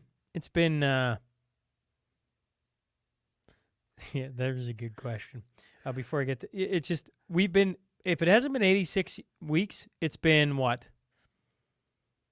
80, 84. Just the 84 amount what? of the amount of government overspent, the amount of inept people Oh, in the and government. you're saying there's been 5 or 6 weeks where we've had wins. Yeah. Yeah, and I'm just, I like sitting on the Festivus and talk about what they're continuing to do. It's like, man, like this is happening everywhere Well- all the time. Twos literally takes our list from 30 down to 12, and we could talk about it. We could talk about it for 4 hours a week. Mm-hmm. The stupidity. I mean, Holly Doe and Tom Korski have literally made a living off Blacklock's Reporter of just breaking stupidity from the bureaucracy. That's all they do. And the thing about it is, to their They do it absolute very well. credit, I love how well they do it, Yes. and how we get up here and we say this is stupid and this is why it's stupid. They have this absolute beauty, like just this finesse feather touch, where they will talk about it and they'll just say, "Hey, you know what? Like we got, we're gonna tell you exactly what they said. This is what they dated for April 31st. This is they present it, which it is, as news, and they present it completely unbiased without saying how stupid it all is." Yeah, they just report the facts. That's all they do. Well, here, I'm gonna throw this on the screen here real quick. So this is some of the stuff that we're gonna talk about here this week here. And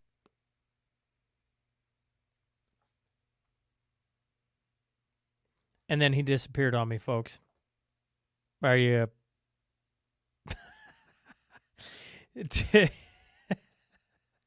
Twos has disappeared.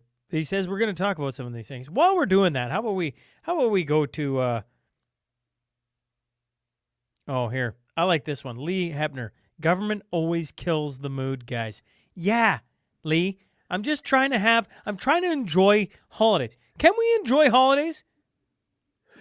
I'm enjoying Can we this. enjoy This Festivus? stuff, as frustrating as you get, and I kind of got that impression from you a couple weeks ago when we had Uncle Hack on, that you were kind of frustrated with the fact that we talk about stuff like this every week and it doesn't really seem to change. But maybe you're losing sight of the fact that it's still really fun to talk about. Yeah. I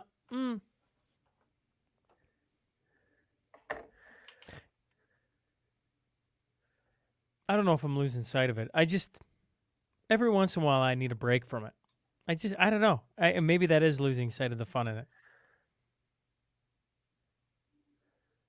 You know how many conversations, twos, I have these days over what the best Christmas movie is? I know that's a dumb topic, sorry.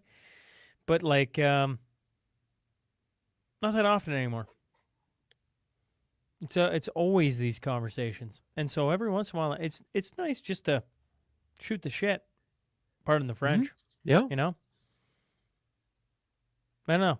They're doing a whole bunch of you don't have to look that far. They're doing a whole bunch of freaking wild things. Like, did you listen to Scott Marsland, the recent interview I had? I don't know. No, I didn't. I tell you what, go into that, folks, with full warning. Like, that's a heavy interview. I did not realize that's what it was going to be. And interesting, very, very interesting. But every once in a while, I just want to be diehard. Can we talk about freaking, it's just to Okay, pull I it can all back appreciate in, to pull it back all into what the government's doing. They're screwing us hard Every week. every week. And Eileen goes, "Do you think our parents had this exact same conversation back in the day?" I would say, in some form of the matter, yes, just not to this ineptitude. There's no way. There's just no way. They wouldn't have seen it. There's, as horrible as the disclosure is nowadays, where there's so much stuff where it's just the tip of the iceberg, and most of it we don't even know. Like they had ad scam to worry about back then, and that went on for like 10 years before anybody found out. And so, we've got where people like Blacklocks, they do FOIP requests and they get them back in a sometimes reasonable manner. Sometimes. Sometimes it's a reasonable time frame, and sometimes it's a reasonable I bet you. How many lack of redaction. FOIPs do you think they're doing in a weekly basis? You know what? I'm guessing probably dozens. Because if I look at it from a podcast standpoint, you go, "How did you ever get X?" And it's, well, I didn't just ask X. I asked like the entire alphabet. Yeah, And then it eventually- just turned out that X ended Yep. up being the one And that you landed just on keep gold. asking, and that's probably one thing people have a hard time understanding is like or maybe they understand, I don't know. From a podcast standpoint, you ask guests all the time and get told no, or they never come on. And I look at Blacklocks, and I'm like, how many times are they doing a FOIP and waiting a year to get it, or 6 months, or 6 months, or it comes back heavily redacted, or Yes. they get it back and it's innocuous. yes, Because they don't do, and which I don't know. Maybe we should get things like that in the government or in the news every once in a while, where we did a freedom of information request on this thing, and it came back exactly in order and what you would expect. It's completely boring. Because in this day and age, that's news. yes. That's completely to the contrary. It's not what you expect. It's very counterculture and probably noteworthy.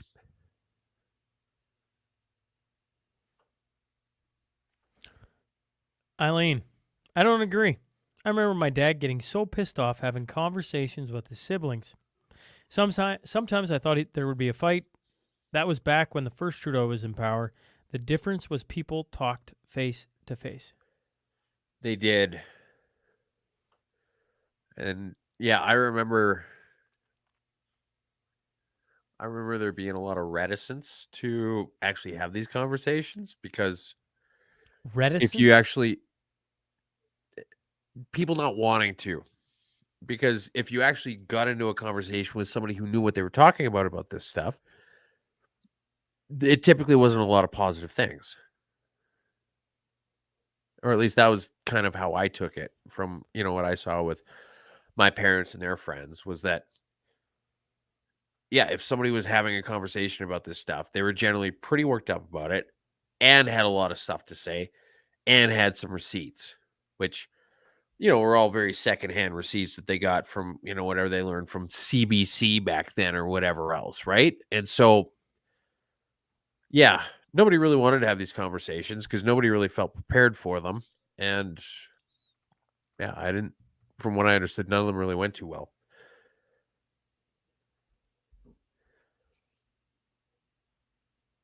But yeah, so Daryl, and notice he's commenting on YouTube. So we've got at least one person watching YouTube.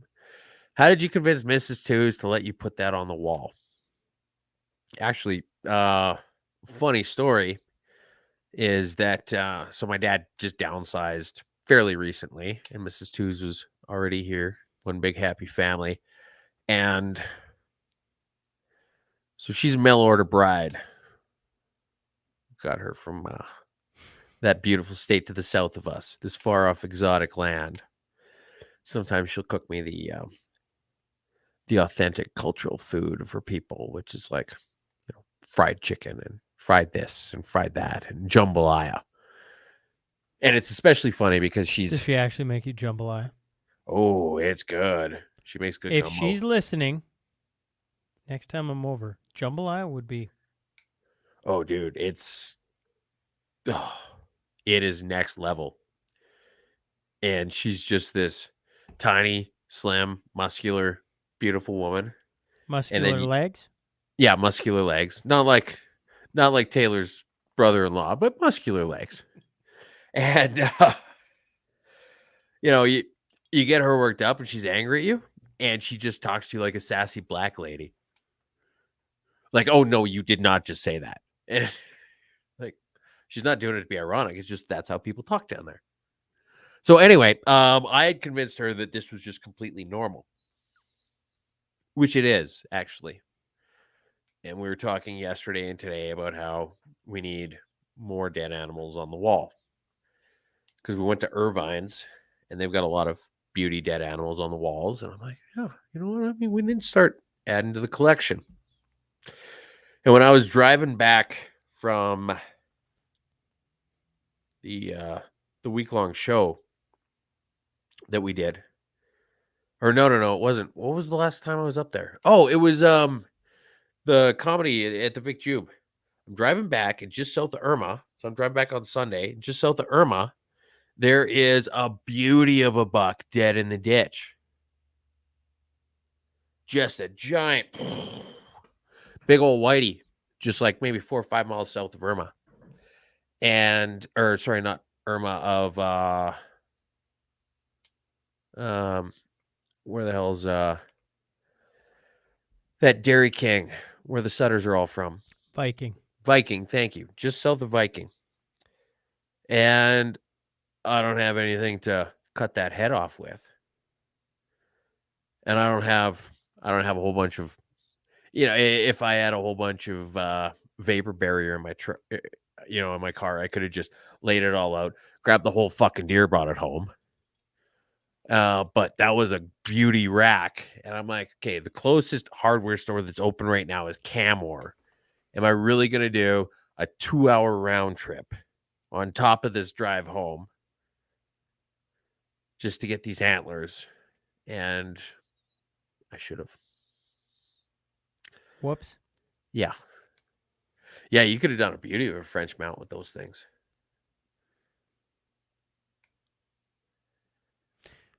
With 14 minutes to go, Twos. Yeah. What do you want to talk about? We could do. I brought up 2024. We could do favorite moments of 2023. You know what? I want to hear some of your favorite moments of 2023. Now, are we talking mashup specifically? Let's do some mashup, some personal, some Sean Newman podcast. Yeah. Well, from a mashup perspective,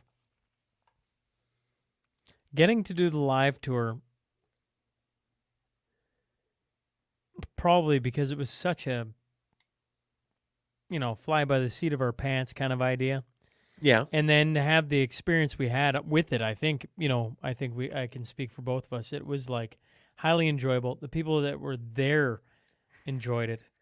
That was a fun experience. Like that was I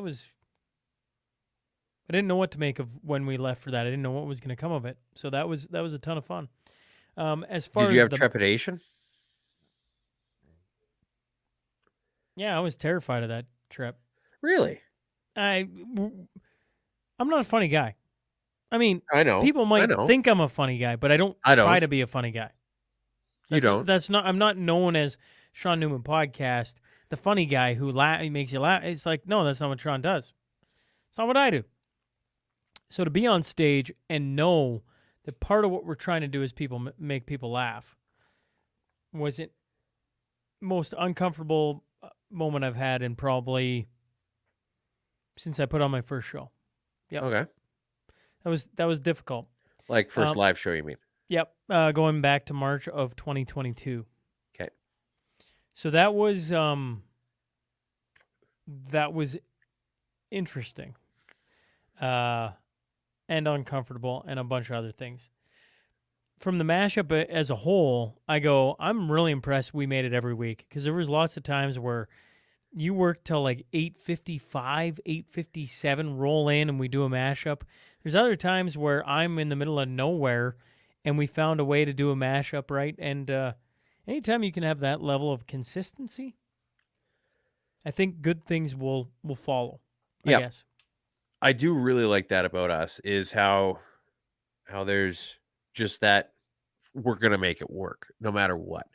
And there's times where I've listened to the show the next morning and I'm like, holy fuck, was I tired? And I can tell how tired I was. But we still did it anyway. And yeah, I like the fact that we've really held each other to account for that, because we both, it's very much a team thing where you just know that no excuse you're going to have is going to hold water. So you just suck it up and do it. Well, one of the things I'll give, I don't, careful to inflate Two's head, folks, too much. But the first summer we did this, I said, why don't we just take the summer off? Like, I'm going to the States and like whatever. And Two's like, no, we're doing it. I'm like, no, all right. And that's the summer where I'm in the broom closet and I almost pass out with a fly going around my head. And if I go back to that, I'm like, man, I was dying of lack of oxygen in that room. It's like plus 35 in there. One little fly going around. I'm like, I think I gotta get out of here, right? Like so like we've been doing it now for 86 straight, right? So that's been, I mean, you can, if nothing else, you can count on the mashup being there. That's why we're doing it on a Saturday before Christmas, so that Tuesday, if you're tuning into this, it's there. And as much fun as Festivus is, you're busy, I'm busy, and it doesn't line up perfectly, and yet we're finding ways, I guess. So, are we going to do more live shows? Well, we should. Yes. I think it's a great excuse to do some family time things, travel in the summer. Well, we should. I like this whole idea, like what Vance Crow was throwing out with the whole RV thing. And if we just, it's not that hard to just throw together some live shows. Because if you're just doing it as an excuse to throw all things together at the same time, if 10 people show up, who cares? I care. I do care. I really want it to be. I want it to be Hank's Tavern again. Hank's Tavern was. Which is funny because I bet you Hank's was probably the lowest turnout we had, but it was packed. But it was packed. It was. You find me 10 Hank's Taverns or whatever. Maybe not 10, 5, and I'm like, yeah, we could, like, that'd be a fun trip, like, and to the folks listening, I don't know, Hank's Tavern, 60 people, 75 maybe, and it was jarred. It was just this little tiny bar. It was, and the history of it, and Hank herself, and everything. That was a fun time. Oh yeah, yeah. I was just driving. I don't even know where, but Mrs. Two's a couple weeks ago, and the the Northern Pikes came on Spotify. I'm like, these are the guys. So the drummer in this song, his wife used to bartend with Hank from Hank's Tavern. Yes. And her name was, I think it was Henriette, was it? Hank's name was, Henriette.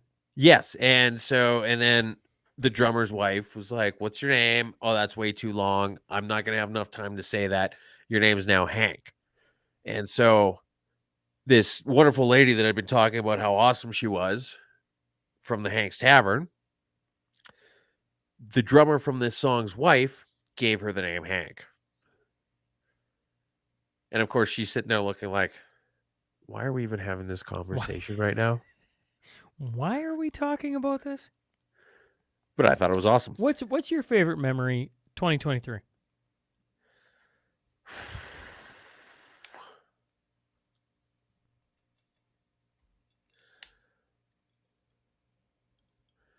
I don't know. I had a couple cool I had just kind of a bullshit day with the girls where we were just sitting around doing nothing, and it was absolutely wonderful. And I quite love that. And then there was kind of a moment camping where I was like, this is really nice. That was with just Mrs. Two's. And then there was, as far as the mashup goes, the podcast in general, when we were at Hank's, I had a bunch of buddies there from high school. And just having them there and then chatting afterwards, and then one of them stuck around for like a while, and we were talking and catching up. And that was pretty cool. Just to have them just showing up and being like, hey, you know what, this is pretty cool. And then I invited my dad out for that comedy show I did with QDM, because he's a big Quick Dick McDick fan. And so he was over the moon because he got to go see a Quick Dick McDick show. But no, it was very cool to just be like, hey, you know what, this is, you try to explain this to family members, especially in the older generation. Like, I don't know, I've got this podcast thing and we just shoot the shit and talk about government and try and make people laugh, but then to actually have them seeing some of it live, I thought was pretty neat.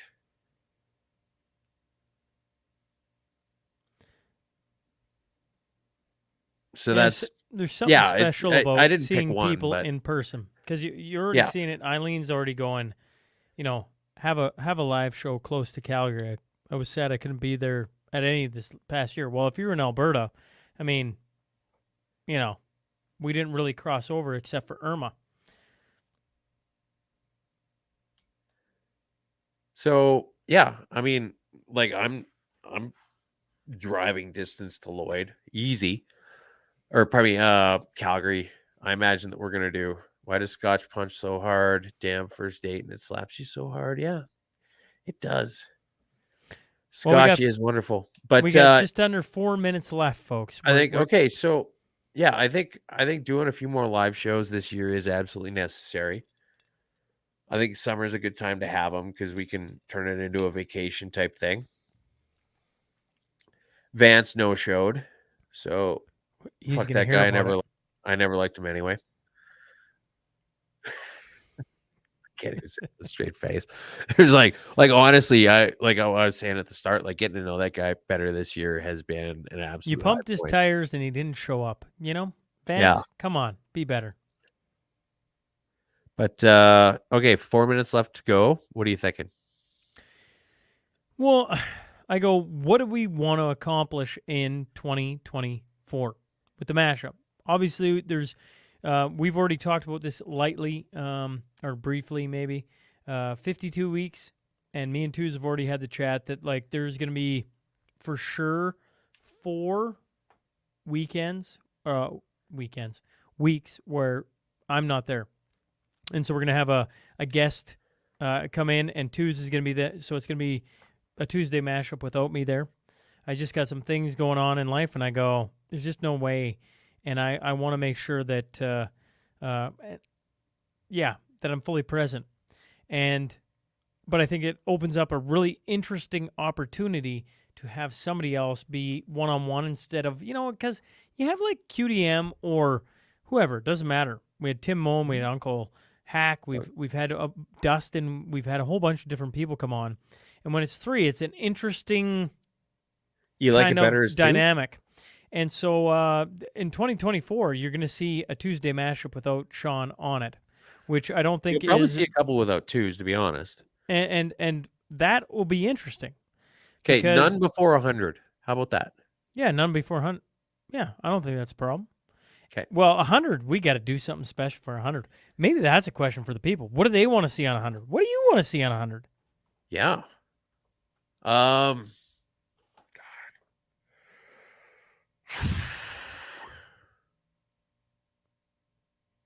Should we try and make it happen in person? Meet up somewhere in the middle, like Stetler? The 100th mashup from Stetler? I don't know. Does that make sense? I know it's kind of the middle. It's a pretty good halfway point. I go, like, let's do the 100th mashup from, like, the Saddle Dome so I can boo the Flames.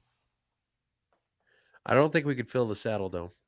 No, we don't have to. We can just have fun. You mean like if we went to a Flames game 20 and did a bunch of podcasting while in the stands at the Flames game? Sure. 2024 is going to be, would they allow us in there with mics and everything? Suppose they would, right? I don't know. Doesn't matter. 2024 is going to see the 100th episode of the Tuesday Mashup. That's interesting. It Yeah. is. It's going to move at some point from the Tuesday Mashup to the Mashup as long as things work out. Hey, so like I've got a few guests in mind. Like I Who want to would- have bushels. I want to have bushels per acre on here. I want to have Chuck on again, even if that military roundup becomes a constant thing. I think that he's just such a fun and interesting guy that I don't know why he doesn't have his own damn show. It's not like he doesn't have time. You heard it, Chucky. Crumb's body. He's the funniest guy on Twitter. And I keep bugging him and trying to get him to come on, and he doesn't listen. And I'm not gonna out him, but the guy who was the Catherine McKenna parody, who's ignoring my DMs about coming on this show. There's a few people, and Dairy Cartel as well. We could get the pleb on too. That's Daryl's And suggestion. someone from the PPC bros to come on and hash things out. There's some the PPC Conservative Party thing is interesting because they're both mad at each other all the time for being what they are. Because the Conservative Party guys get mad at the PPC guys because they're like, you're not trying to win, you're just trying to be in your face about stuff. And I think it's safe to say at this point that Maxine is not trying to win. He's just trying to be the guy in the spotlight. And then the PPC guys jump back and they say, the Conservatives aren't even a conservative party. And that's also very true. And so you've got these two things that don't butt heads with each other at all. They go right past each other seamlessly. And this is the main PPC argument. And this is the main Conservative Party argument. And they can't hash things out because they're still having these two completely disparate conversations. And maybe we need a guy like me who recognizes that to get somebody like Greg Wycliffe and somebody like the pleb together in a room and call everybody out on their bullshit. And they'll probably call me out on my bullshit. And we'll probably yell at each other and scream. And on the count of three, we're all going to throw down our mics and storm out of the place. But it could make for interesting TV. What if there was a neutral party? That's what I'm saying. I am the And neutral party. You're not the neutral party at all. I'm incredibly neutral in Then this. why I don't are like you either yelling? one. Then why are you yelling?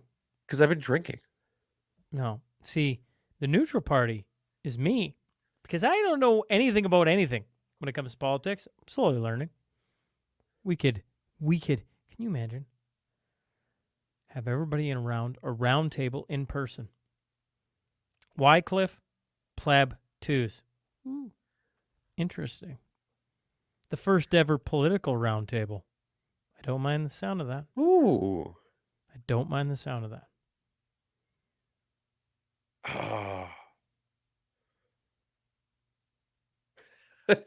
I could see so many ways that specific lineup would go incredibly well and incredibly poorly. Doesn't matter. The only way you get to come is we're laying it on the line. Let's talk about some shit. Yeah. Well, you know what? I like Daryl's stance on this, and it makes me. I wonder if this is the Daryl from up around GP. I don't think they'll resolve their differences, but it would make for great TV. And I'm a Maverick guy, so I don't have a horse in the race. Stevie B wants it live with an audience.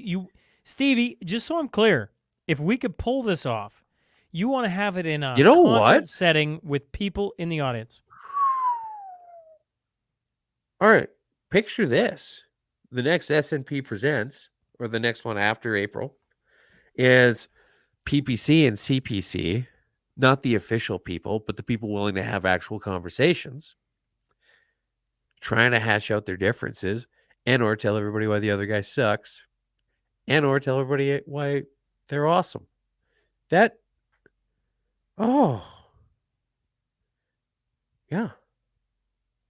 We could make that a free event. Force Why Greg. would you make it a free event? Well, because at the end of the day, I go like, I don't know. That honestly, that would be a great S&P Presents. SMP presents the unofficial CPC versus the unofficial PPC. That's what we want. Opening No, remarks, not even un- unofficial. I would o- call it like op- the anti-official but CBC versus all it anti-official is opening CBC. remarks followed by a round table where we go. And you just say, get as ugly as you want, get as clean as you want. And this is, I would say this. I think that this would be one S&P Presents where I would want to invite myself on. Generally So- speaking, I think that you have this knack for getting people But who you just would said you're part of the group. I'm like, twos, CBC. I put you in the 3. I already do. And Stevie Yeah. B says questionnaire with the audience. Yeah, we would absolutely have poll the audience. Yeah, we'd have it so that the audience could chime in the entire time. We already do that at all SMP Presents events. That way, the audience can just poll it. They can just decide where they want it to go, how they want it to go, what they don't like, what they do like. People can vote it up and down. That's not as hard a thing to do. Certainly putting on an event is hard to do, but putting everybody in the same room, because when you're going to yell and have a dispute, I personally think it'd be better if it was in person. That's Yep. my thought. And you would have some people who would be very open to the idea, because both sides are very firmly entrenched in the idea that they're correct. And in their niche arguments against the other people, they are correct. Okay. It's been 2 hours, twos. All right. That's an interesting thought. I'm going to wait and hear what everybody has to say on it. I don't mind I love it. the idea. I love it. Any final thoughts? 2023 is going to be in the rear view mirror, folks. Yeah, this is it. We don't have another one. No, we do not. What's here? Just real quick. Yeah, the first is a Monday. We can't record Monday night because I'm busy, but yeah, we got to figure out what we're doing for that mashup. We do. But in the meantime, I wish you, from my side, I wish everybody a Merry Christmas, Happy New Year, Happy Holidays. Be safe, and I hope for everybody they get to spend a holiday just being around family and friends where it isn't so divisive. It has been a divisive couple of years, and I think people need to find a way to enjoy time with family and friends. That's my thoughts. So I hope that it is good. All the audience. You know, the one other final thought. I'm very glad, by the way, that I took you up on like your 4th or 5th request for me to come onto your podcast. I've told the story live a couple times where Sean had to twist my arm basically to convince me to come onto his podcast. It was back before he could get big A-list names, and he had to go through the dredges of the internet to try and find D and E-list people to show up. And this is just, it's been something that's had so many positive outcomes from it. And I'm very glad that we're doing this. Yeah, me too, big fella. Merry Christmas to everybody who's chiming in. Stevie B, Sandy, Martina, Eileen. Appreciate you guys all hanging out with us on a random Festivus. I shouldn't call it random. It's Festivus. It's Festivus today. It's a very We specific... should all be marking this on our calendars. The 23rd from now on is going to become a very popular day in the old Tuesday mashup with us. But Tuesday mashup, or the Festivus mashup, I should say, is in the book. Fuck you, Marty. Don't cry, boys. Cool. Well, boys, girls, men of all ages. Yeah. People kind of all ages. I don't know how Trudeau would say that, but No. doesn't matter. Everybody on the spectrum. Thanks for tuning in and being here. We do have the new year. Well, the new year will come fast enough. We're aiming for 52 and 52. It will not see both of us every single one, but we plan to have something there every time. In saying that, we hope you'll come along for the ride and be here. If you're a business and are looking to hop on board the Tuesday Mashup, reach out to all the lovely folks who sponsored in 2023. We hope you're coming back. We're going to be all over you to come back. We got Cactus Environmental is going to be the first 2 weeks of January. So that's Alan Hugo. Shout out to him. And we got a whole bunch of others coming back. So look forward to 2024. And then Chris Biscal says, I first listened to the S&P back in September. Tuesday is now my favorite podcast. Don't let that go to Tuesday. Everybody folks. named Chris is good in my books. Actually, you know what? That's another thing I'm looking forward to in 2024. We got to keep bugging CTF about us doing 100% doing the awards. We got to do that. I tell you what, that should be our number one freaking goal. I want to hand out a little piggy. Yeah, I do. But I want to do it as, like the way they do the Oscars, and they'll have like that forced banter back and forth between the two presenters. I want us to do that. Yes. At the CTF Awards. Eileen Clark, People Toba. Yep. Nice. Yes. Folks, Merry Christmas. Thanks for tuning in. Thanks for a great year, guys. Yep. And we look forward to next year. Till then.